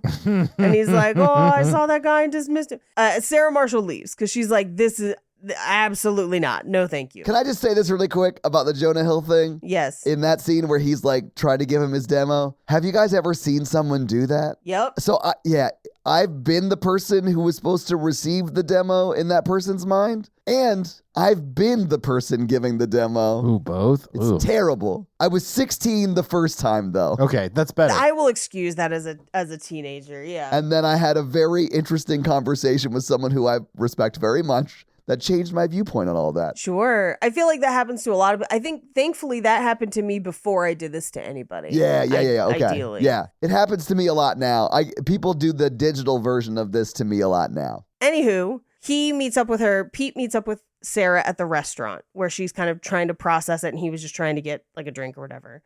And I feel like these scenes are very humanizing for her. Me too. And I love that he can like still be like genuinely kind to her. Yes. Like he sits there and he like listens and he tries to make it like okay and like try to make her laugh. Like I thought it was a really sweet portrayal for both of them, honestly. Yeah, I think what it presents for her is very much up until now, we've seen her as kind of vapid and shallow. Yeah. And I think at this point, we see that maybe some of the behaviors we perceived that way are a response to the pressures she has doing what she does. Yeah. And her anxiety around losing the career that she's created. And those are very real and valid feelings. And he is very sympathetic to them and is very kind to her. But we also, in this same scene, get a flashback that indicates that she didn't understand the vampire musical. Yeah. And so as kind as he is, and as humanizing as this is, we still are reminded that they probably shouldn't be together. Yeah. 100%. No, I think that's great. The movie, every chance it gets, telegraphs that they're not right for each other, even when they are like being kind in this moment. Getting along. Yeah. But we cut out to the beach where Aldous and Jack McBrayer hang out. And this is where he teaches him how to hump large chess pieces. Yeah. Oh, this is his sex ed class. Finally, he got some sex ed. Yeah. Yes. And his wife's going to thank him later. But we cut to Peter talking to Bill Hader. And he's like, there was an interesting moment with Sarah. And they're like, no, stop, meet other people. So when he goes down to the lobby, he sees Mila Kunis. And I love that she greets him with, and when I see Van Helsing, I swear to the Lord, I slay him. That was amazing. It's the immediate contrast of someone who's like, I don't understand this, to another person being like, that was fucking wild. I loved it. Great. But he asks her out again. She's like, yeah, let's go to the same place. And he's like, no, let's go to this hike out to this point. And she's like, all right, fine. Before they leave, this is where we get the bartender who's like, you don't want to go see Sea Turtle fucking season? They fuck for 3 hours. It's magical. Okay, your loss. He does, though. And you see him walking out of that scene with a scuba mask and flippers. He's on his way, guys. Yeah. I wish we had his movie for whatever happens that afternoon. Same. 'Cause it sounds like it was great. But they hike out to this little point where it kind of looks out over the ocean. And he has kind of this conversation with her of Sarah didn't understand the musical. And he's like, well, why don't you go back to school? And she's like, this isn't about me. This is about you. But really it's her being like, I'm not ready to examine what's about me yet. Because we will find out later that she does try to go back to school. Yeah, I mean, that's why she goes to LA initially. Well, maybe not initially. As part of it, yeah. Yeah, she justifies going to see him at the end by I'll also go check out some schools. Yeah, but so she jumps And he says, oh God, she killed herself. Oh my God, what? Well, because he goes in for a kiss at that moment, which I thought that was so funny. Yeah. But she pops up. She's fine. He goes to jump after her and slips and has to like kick himself off the cliff to land, but he's okay. They both come out of the water and they like make out. Yeah. They're all about It's like such a great metaphor because she's broken up with her ex. Yes. And is over it. So she's ready to take the leap. Yeah. And he clearly is not yet. But I did sort of love it. It was great. It was great. We cut to Jack McBrayer and his wife and their wild, intense sex scene where they're having a great time feeding each other fruit. Yeah. It was great. Jesus is between your legs. Jeez, that's so troubling. It's so that funny would to me, take me though. right out of the mood. Oh, but she's into it, Paige. She's really into it. Oh, they have a great time and good for them. Yeah. At the end of this, I wanted him to be like reading a book about dominant sub relationships, like or something like that was like more advanced. Like he's just like super into it by the end of it. Yeah. Comes out wearing only leather and is being led by a dog collar or something like that. Like very funny. Like he's about to play dodgeball. Yes. That is one of my favorite visual gags in dodgeball. So Jason Segel wakes up in the suite and they're like, hey, Dakota Fanning needs the room. We just got to move you to another hotel room. Don't worry about it. And he's like, okay, good, because I kind of want to keep hanging out with Rachel for a bit. And they're like, all right. And then he's like, hey, are those tissues on the bed happy tissues or sad Or tissues? sad tissues. And he's like, why don't you give me a few minutes? Yeah. So funny. But it turns out he gets the room right next to Sarah and Aldous, who are not having a good trip. We have already started to see the cracks in the foundation. Yeah. Which I thought it was very funny because they're like both reading books opposite each other, but like their backs are against the shared wall that they have. And they're just like sort of yelling at each other so they can hear each other. Oh, yeah. It was the only room they had left. Sure. It was. Yeah. So funny. But we cut to... He goes to go surfing. And of course, Paul Rudd is like, I see some pain behind those eyes. He's like, yeah, shut the fuck up. Let's go surfing. Yeah. I want to stand up on a wave before I leave. Meanwhile, she goes to the lobby to find a good sushi place and she kind of confronts Mila Kunis' character a little bit. And she's like, I've seen you around with Peter. And she's like, thank you for keeping him company. He's a great guy. Because I think in this moment, Sarah is realizing what she threw away for what she's not getting in her relationship with Aldous and ends up kind of crying over it. Yeah. This is like the 80-20 rule, right? From, Yes. I think it was The Best Man or something like that. I can't remember which movie it was. No, it was a Tyler Perry joint. I remember that. I think it's the one where they're holed up at the cabin. But either way, the 80-20 thing is like people will cheat on someone because they're missing like 20% of their relationship and they'll find the person that has that 20%, but doesn't have the other 80% that the person they're with gives in that relationship. Anyway. But she's realizing that she needs more than just Russell Brand's 20%. Right. Paige is looking it up. I can see it on her face. It's Why Did I Get Married? It wasn't. Why did I get married? That's what it is. Sorry, because I was like, I know it wasn't Best Man. It's Why Did I Get Married? Can't wait to watch the sequel. Why did I get divorced? Ooh, why didn't I get divorced? Anyway, while they're surfing, he runs into Aldous. And I do love that Aldous is like, hey, I've actually listened to some of your original stuff and you're like a dark gothic Neil Diamond. And he's like, that's exactly what I was going for. The funny thing is, like, I would not have placed that. But when he said it, I was like, oh my God, that's exactly what it is. That's exactly what it is. I also really love that, like, Russell Brand gets it. Yeah. And he likes it. And they, like, have that mutual respect for each other on some level. It legitimizes Peter's art in a way that I think Sarah didn't. It also shows you that, like, Russell Brand has terrible values, but he does value things. Like, and like, he's into music and weird stuff, and he's like into it, right? Right. Like, I would not have been surprised to see Russell Brand also in the audience at the end. At the vampire musical at the end? Yeah, not with anybody, but yeah, like just there, like, just like crying or some shit. Like, that would have been hilarious. Honestly, that would have been a hilarious cutaway. Yeah, that would have been great. Missed opportunity. Judd Apatow, call me, baby. Anyway, but he's like, yeah, well, you know, we were together for like 5 years. And he's like, yeah, you got 4 on me.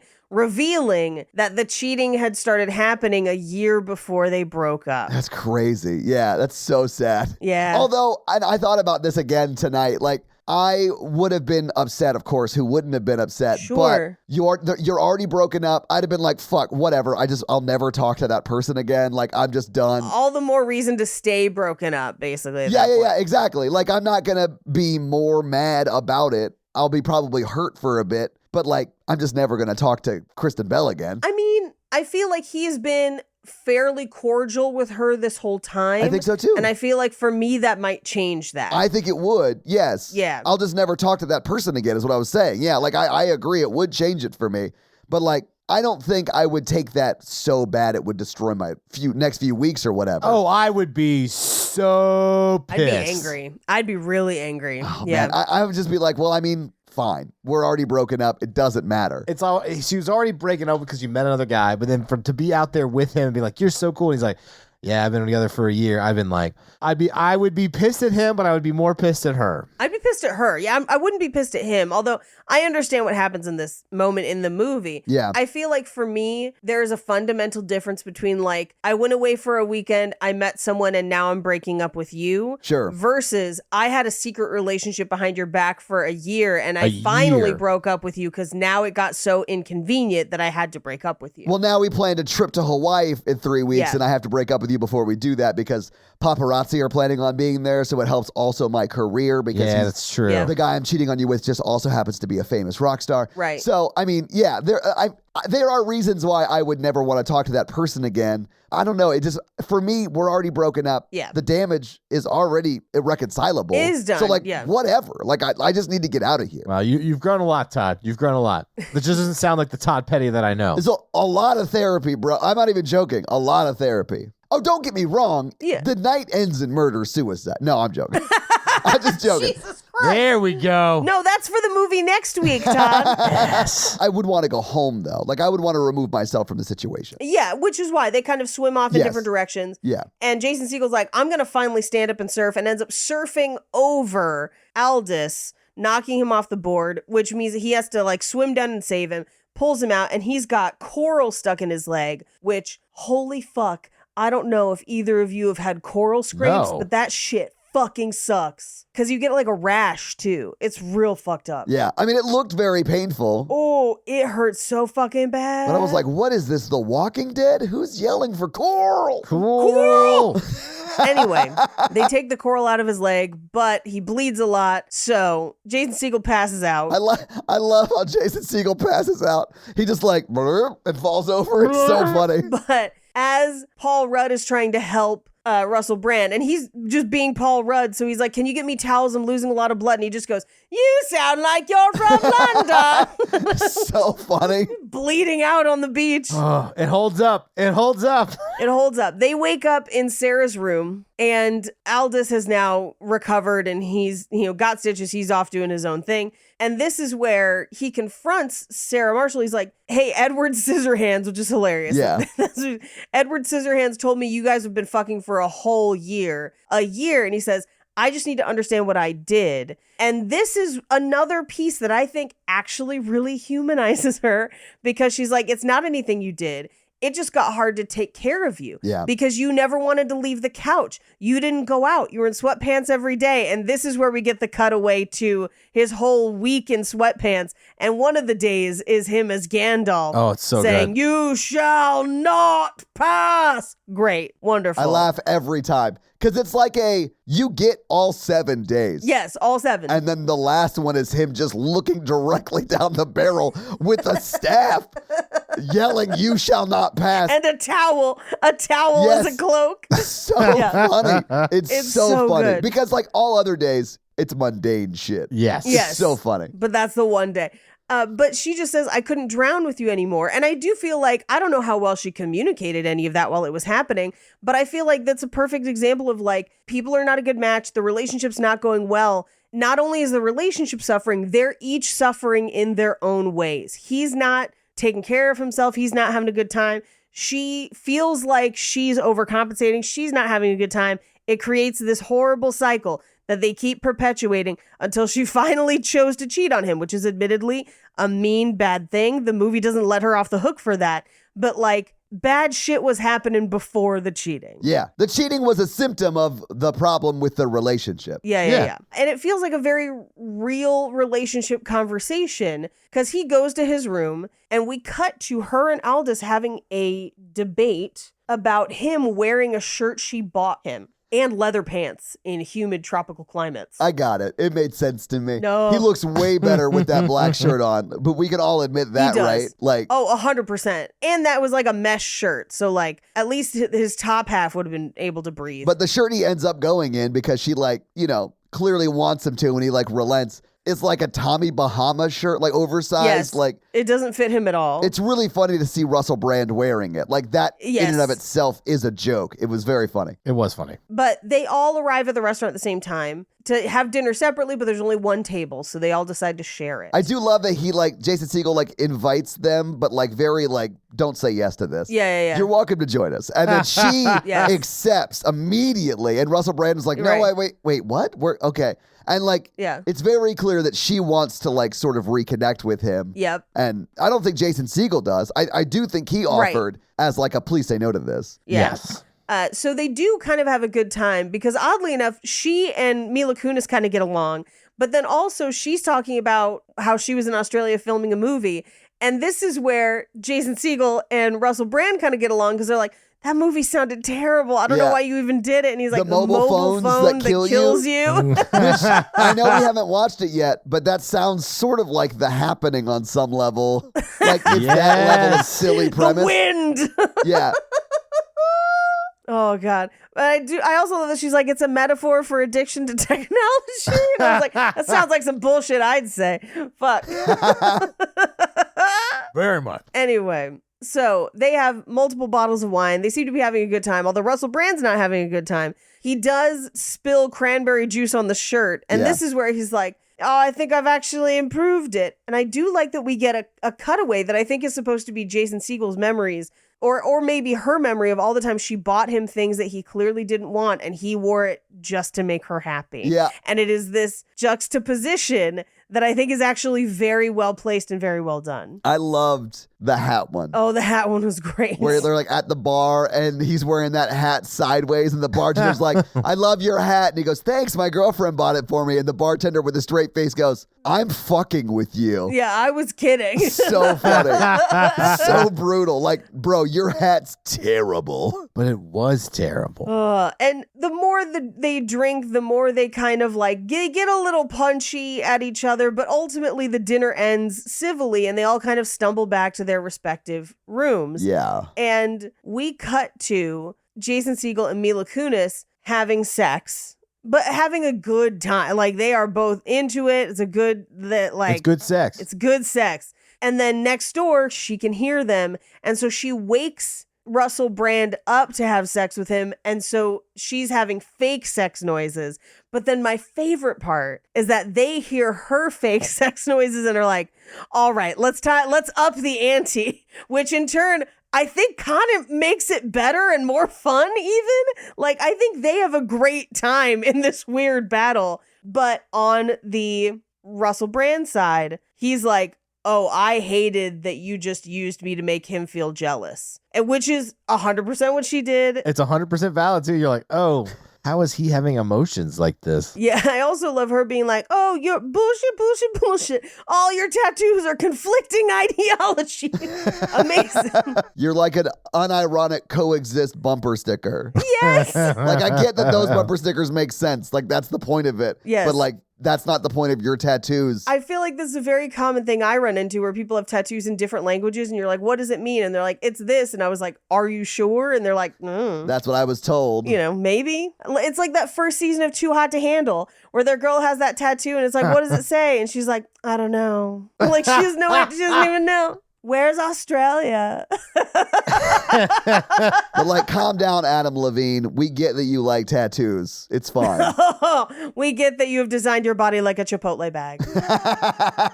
So accurate. If you rip off the top of the abs, it makes the chips easier to get. It does. I usually roll the pecs down to the ab area. I just rip them off. I'm like, I'm not going to use this. But he's like, I'm going to sleep and then I'm going to leave in the morning. And also, I had sex with the housekeeper the other day. Yeah. Bye. I was cheating on you while we were even here, essentially. He's fully a villain the whole time. Yeah. Although I do understand why he would be upset that his girlfriend woke him up to performatively have sex to compete with her ex-boyfriend. I feel like his complaint is completely valid. I understand him being upset. I feel like that's a real fucked up thing to do to somebody. Yeah. It's 100%, yeah. But he didn't have to cheat on her while they were there. Yeah. Oh, he's not a good guy. No. It's okay for him to be upset at this, but it doesn't. Anyway, I do love that we get the converse next door where they are kind of afterglowing and he's just like, I really like spending time with you. I know, me too. Yeah. It's very, very simple, but very, very earnest, and it's very, very sweet. We cut to the next morning. She's getting up to go to like a private event for somebody at the hotel. And he's like, I meant what I said. And she's like, I know you did. Can I see you again tonight? Great. So they make plans. He goes to get, he's going to get his morning Mai Tai, but he just gets juice instead of booze. He goes to somebody else's wedding. Like he's having a great, wonderful day where he's like suddenly full of hope and love. But as he walks into the lobby, he sees Aldous, aka Russell Brand, who's also hitting on the bride from the wedding. Oh yeah. So funny. In her wedding dress. But he's like, hey, what's going on? He's like, we broke up. I'm going back to England. So I guess you guys can get back together. And he's like, oh no, I that's not the plan. And he's like, dude, you were only here for 1 week. He's like, I don't know how you did 5 years. He compares her to Goebbels. And I was like, that's extreme. Well, he says it wasn't like being on holiday with Hitler, but at least Goebbels. Yeah. Which, although Russell Brand's character does not strike me as someone who knows a lot about World War II history. So maybe in his mind, he was right. Who knows? Well, I think it's a little unfair of him to be like, she expected me not to fuck other people. Can you believe it? Yeah, I could see where that was a problem. Yeah, I think the movie is very upfront of like, he's extreme and awful. Yeah. And like, does she have her faults? Sure. But like, it's ridiculous that he's depicting her as so awful. Because he is, in his own way, very awful as well. Yeah. But he then sees that his driver has arrived and is like, oh, I'm going to have sex with my driver. Have fun, bro. Leaves.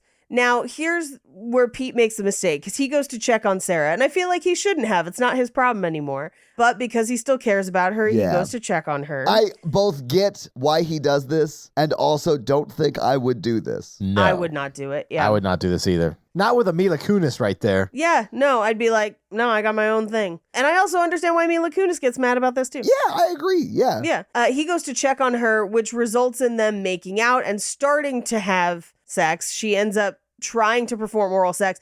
And I do think it's really, it is her not wanting to be alone and her wanting to feel validated in that she was not the problem. Yes. And that Aldous was the problem. And that I think is why she's so insistent on like, well, why can't it get hard? Like, what are you doing? Like, get, whatever, which is not great. Like, it's clearly her using somebody else again, much like she did the night before. Yeah. And I do love that he stops and is like, maybe it's because you broke my heart. And so my dick doesn't want to be around you ever.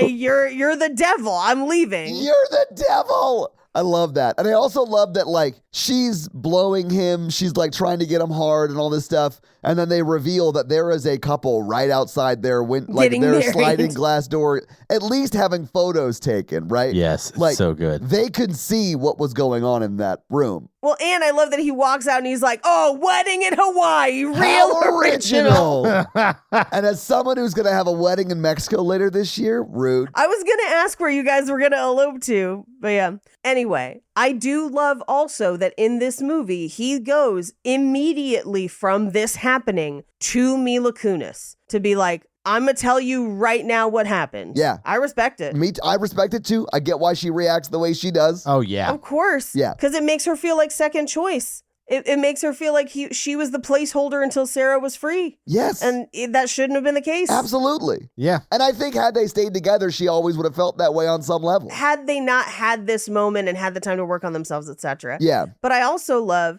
that she says, you shouldn't be with anybody right now. Right. Which is true. Yeah, he shouldn't. It's very true. Like, I love that the movie supports that too. He does go steal her picture from that bar and bring it back to her. And gets punched in the face a bunch. But he also doesn't make that mean anything, if that makes sense. He doesn't have an expectation. He just does it because he's like, I felt like I needed to do this and I'm out. Doesn't say a word to her. Yes. Really. Just hands the picture back and leaves her alone. Yeah. Because she had said, don't call me, don't text me, don't email me. Yeah. And he doesn't do any of those things, which I really liked. Yep. Because he does mail her a flyer to his show. Yeah, snail mail. Doesn't email it, doesn't text, doesn't call her about it. He abided by the rules. He abided by the rules. He works on the Dracula musical. I do love the song that he's writing to himself, like, see a psychiatrist. I'm not going. I hate a psychiatrist. One would assume he does eventually go. Well, they say that this song is actually based on, and you brought her up earlier, Amy Winehouse's Rehab, but it's Dracula's version. Oh, shit. Yes. I'm trying to go to Transylvania so But I can said drink go, blood.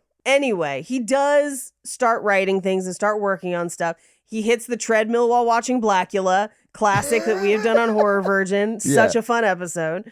And he does send her an invitation. And I do like that she goes and polls all the bar guys and they're like, look, A, he told you about it immediately, but B, he stopped a blowjob in the middle of do you have any idea? How that's like the hardest time to stop a blowjob. Yeah, and he's like, also, it's got puppets, and I fucking love puppets. Snuffleupagus fucks my shit up. And I was just like, best character in the movie, man. I know. I have so many questions for that guy. So good. The secondary characters, we've said it before, but they make this film. They do. They make it. We cut to the Dracula musical, and we only get like the last song, but it is hilarious because he like dies and she's like, I'm pregnant. And the little like bats pop out. My favorite is Van Helsing's tiny feet as he like kicks him and he like flies across the stage. When he spider crawls up that wall, jumps and stabs him with the stake in the heart. Hilarious. I laugh every time. And then if you watch at the end when they're all clapping. Yes. Because Bill Hader's face has been all over the map while he's been performing. And he hits that last note just like, And at the end when everyone's clapping, you can see him there and he is going through something on stage. I think he has just come up with the plot to Barry or something.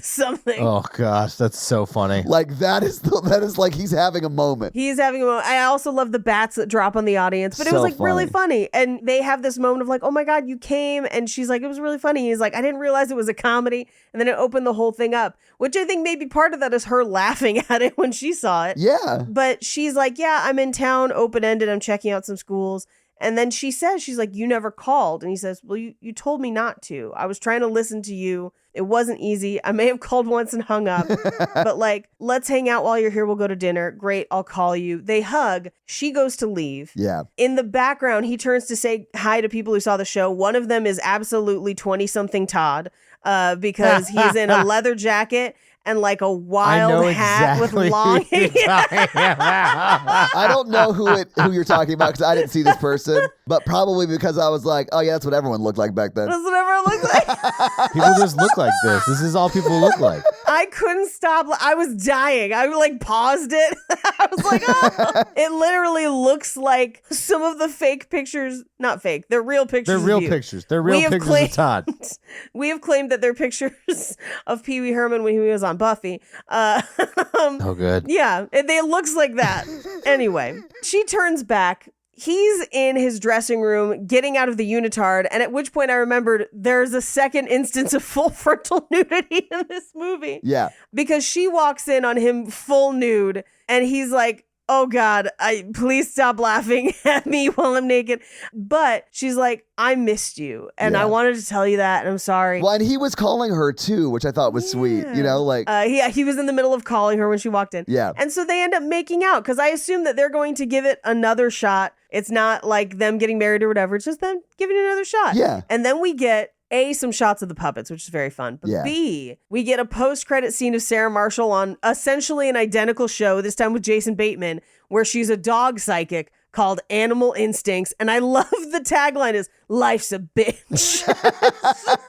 and that's the movie. So having seen the movie, having talked about the movie, what do you guys think about Forgetting Sarah Marshall? I loved it. It holds up. I love this. It just holds up. It's one of those episodes where like, remember that part? It's so funny. Yeah, I honestly think I'll revisit this sooner than I have because it is really good. I get nervous about movies from this time period. I know. A lot of them are rough. Yeah, a lot of them do not hold up well, and this one just really does. But Paige, do you have any fun facts for us? I do. Well, it is with your fun facts. Sarah Segel, Marshall, fun facts. Kristen Bell injured her knee while filming a scene on a horse, which ultimately was cut from the movie. But that's why in a bunch of her scenes towards the end of the movie, she has a slight limp. Oh. So if you look for it, you can see it. Oh, that's really not fun. The state fish of Hawaii really is the Humu Humu Nuku Nuku Apua'a, and he does pronounce it correctly in the film. Nice. There you go. So when this movie was first released, and I actually remember this happening because I was living in Orange County at the time, but occasionally driving to Los Angeles for classes. And Universal hired skywriters to fly over cities where it was playing with messages like, I hate you, Sarah Marshall. What? And so real life women named Sarah Marshall would get calls from their friends asking if everything was okay. That's hilarious. Some people complained to the authorities, but they were told that under the First Amendment, there was nothing they could do to stop this. It's true, I suppose. Yeah. Now, as we briefly mentioned, this is based on real life breakups. So 4 breakups in total. Specifically, it is Jason Segel's breakup with Linda Cardellini. Oh, I didn't realize that they dated. Good for him. Yeah. And Jason Segel has said that the naked breakup was not Linda Cardellini and that she was a great girlfriend, but more the parts of him having to reconcile and work on himself come from that breakup. Yeah. But the 3 other breakups are the ones where a lot of the real rough stuff in this movie comes from. Okay. But they're all his breakups? They're not like friend stories or anything? Okay, interesting. Yeah, they're his breakups. Mila Kunis's flashing picture is a body double that they photoshopped her face onto. Yeah, I figured. The role of Alda Snow was originally written for Charlie Hunnam, who had just started on Sons of Anarchy at the time. What? Wow. Also, would have been a very different vibe, I think, but I think he could have done a great job. Very different vibe, but I think he would have done a great job. That would have been a wild movie. But that character, we talked about it earlier, is written in such a way that I think you could sort of play it a few different ways and it's still funny. You could. Because it's like, Yes. he's just so comically bad, like evil. Yeah. In the scene where they make fun of a movie about a killer phone, that was actually written into the script prior to a movie that Kristen Bell had starred in called Pulse,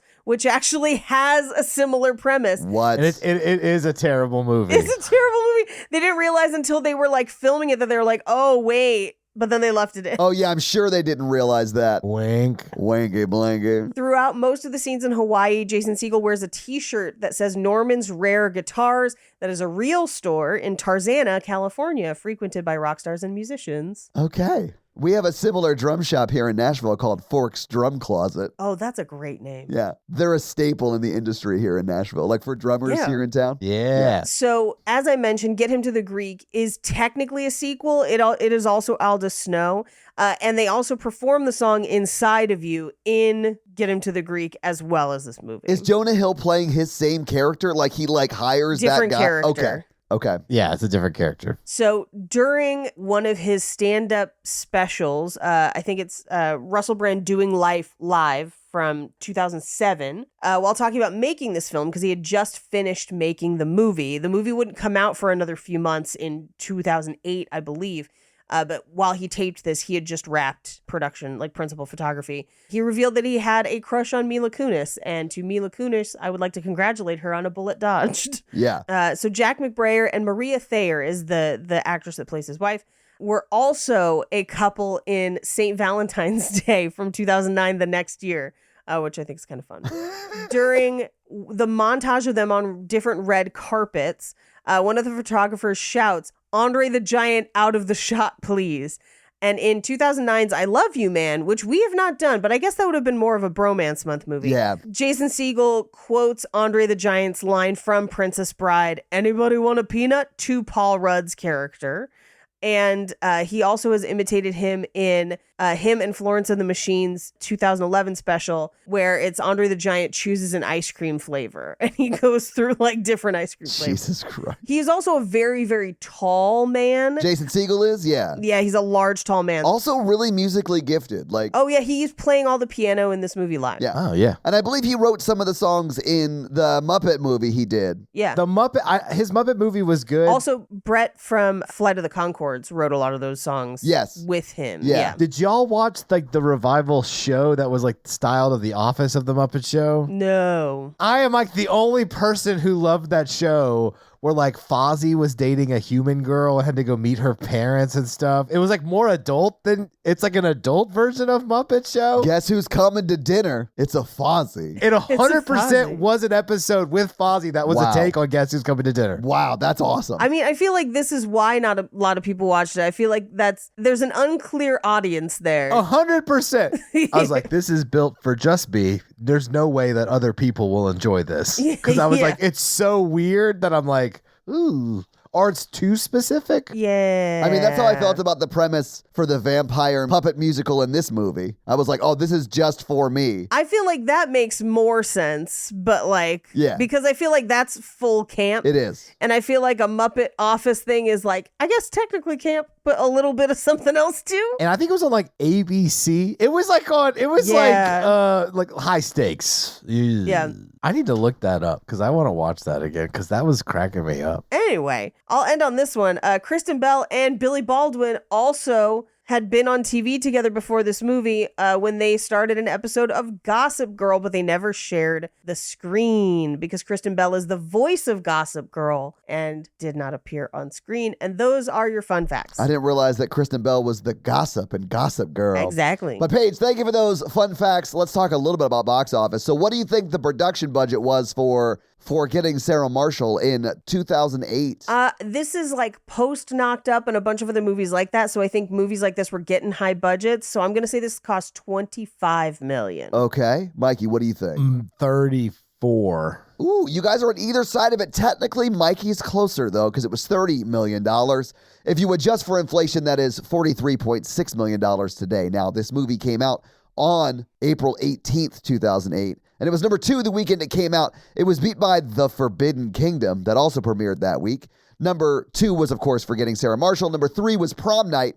Number 4 was the Al Pacino hit, maybe, 88 Minutes. And number 5 was Nim's Island. What do you think Forgetting Sarah Marshall made in its opening weekend? Oh, this did good, I think. I think 25. But I think this was kind of a sleeper hit because I remember like a bunch of us going to see it and then telling other people it was good. Yes, we'll talk about that because you're not too far off. Okay. I'm going to say this made $12 million. Okay. Mikey, do you have a guess? 20. Mikey, you are closer.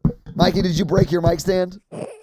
This is not the new one that we bought. Oh, okay. This was the old one. I just used it till it was break because I'm a genius. I do think it's hilarious that we only have one recording left and you're going to have to set up the one we bought you 18 months ago. Uh-huh.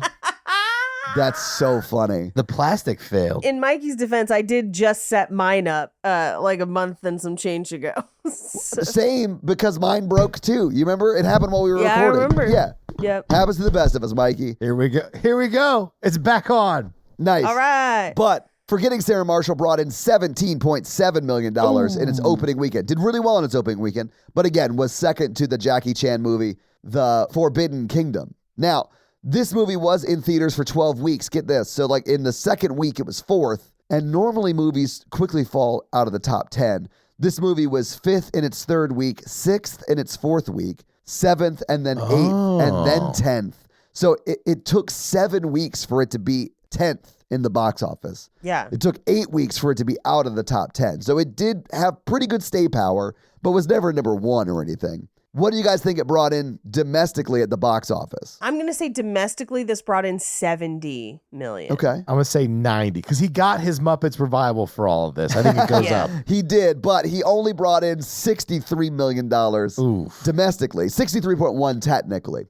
Internationally, though, he brought in 42.3, which does make this a $100 million movie. It's $105.4 million worldwide. On a $27 million investment. That's a good return. Well, $30 million investment, but yeah. $30 million investment, Still, yeah. but yeah, your point's still super valid. I mean, if you adjust for inflation, that's $153.6 million. It definitely made money. I mean, it made more than its budget back in DVD and Blu-ray sales, which it brought in $34 million on. I have this on DVD somewhere around my house, yeah. This came out at that sweet spot where people were still buying DVDs And I know everyone had this DVD. I had it. Oh, yeah. Yeah. Everyone had a copy of this. Anyway, that's your box office. Mikey, do you want to hit us with that romance scale? Yeah, our romance scale of 1 to 4 of how romantic we found the film today. Paige. I'm going to give it a 1.5. Okay. Because I feel like we only get to the beginning of their romance. Although for their sex scene, I will give them 2 lion roars because that was actually pretty sweet. They do have some chemistry, sure. They do. I feel like a better question that we should ask after this is, are they still together? Because I feel like we're just scratching the surface of their romance. We need to bring that question back as a standard question every episode. So I agree. I'll give this on the romance scale of 1 because I don't really get to the point where they like love each other. Like they enjoy spending time together. And I do, if you're asking me, gun to my head, Paige, I do think they're still together. Yeah. And I think it's because he worked on his shit and figured himself out before they got back together there. But, Mikey, what do you give on the romance scale? I think I'm going to give it a 2. Okay. I think it is romantic, but like Paige says, it's just the beginning. And I think that's what makes it work, is that it's realistically just the beginning. I mean, yeah, I would watch a sequel where it's like them actually having like a dating relationship. Yeah. Yeah. Like a This Is 40, but for where they are now. Yeah. So this week, I made you guys watch Forgetting Sarah Marshall, and next week is our 200th, I believe, episode. Mm-hmm. And it's Mikey's last episode. So maybe you guys should tell him what we're going to do. Well, we debated a couple different options because we wanted to do something big, one of the ones that we hadn't covered yet, that we've been holding on to something special. And we've very publicly been saving a few movies for like milestone episodes. Of course. Yeah. But there was one movie in particular that we know that Mikey has a controversial theory about. Yeah. Controversial and accurate, Paige. Accurate, Paige. Yeah. So controversial and so brave. And we felt like before Mikey left, we needed to allow him the platform to air his grievances about this movie. And It is, Mikey, do you want to explain? It's The Notebook. The Notebook! Yes. We are going to watch The Notebook, the world-renowned murder-suicide film. Yes. The Notebook. So I was getting my hair cut yesterday, and I was like, presented my theory.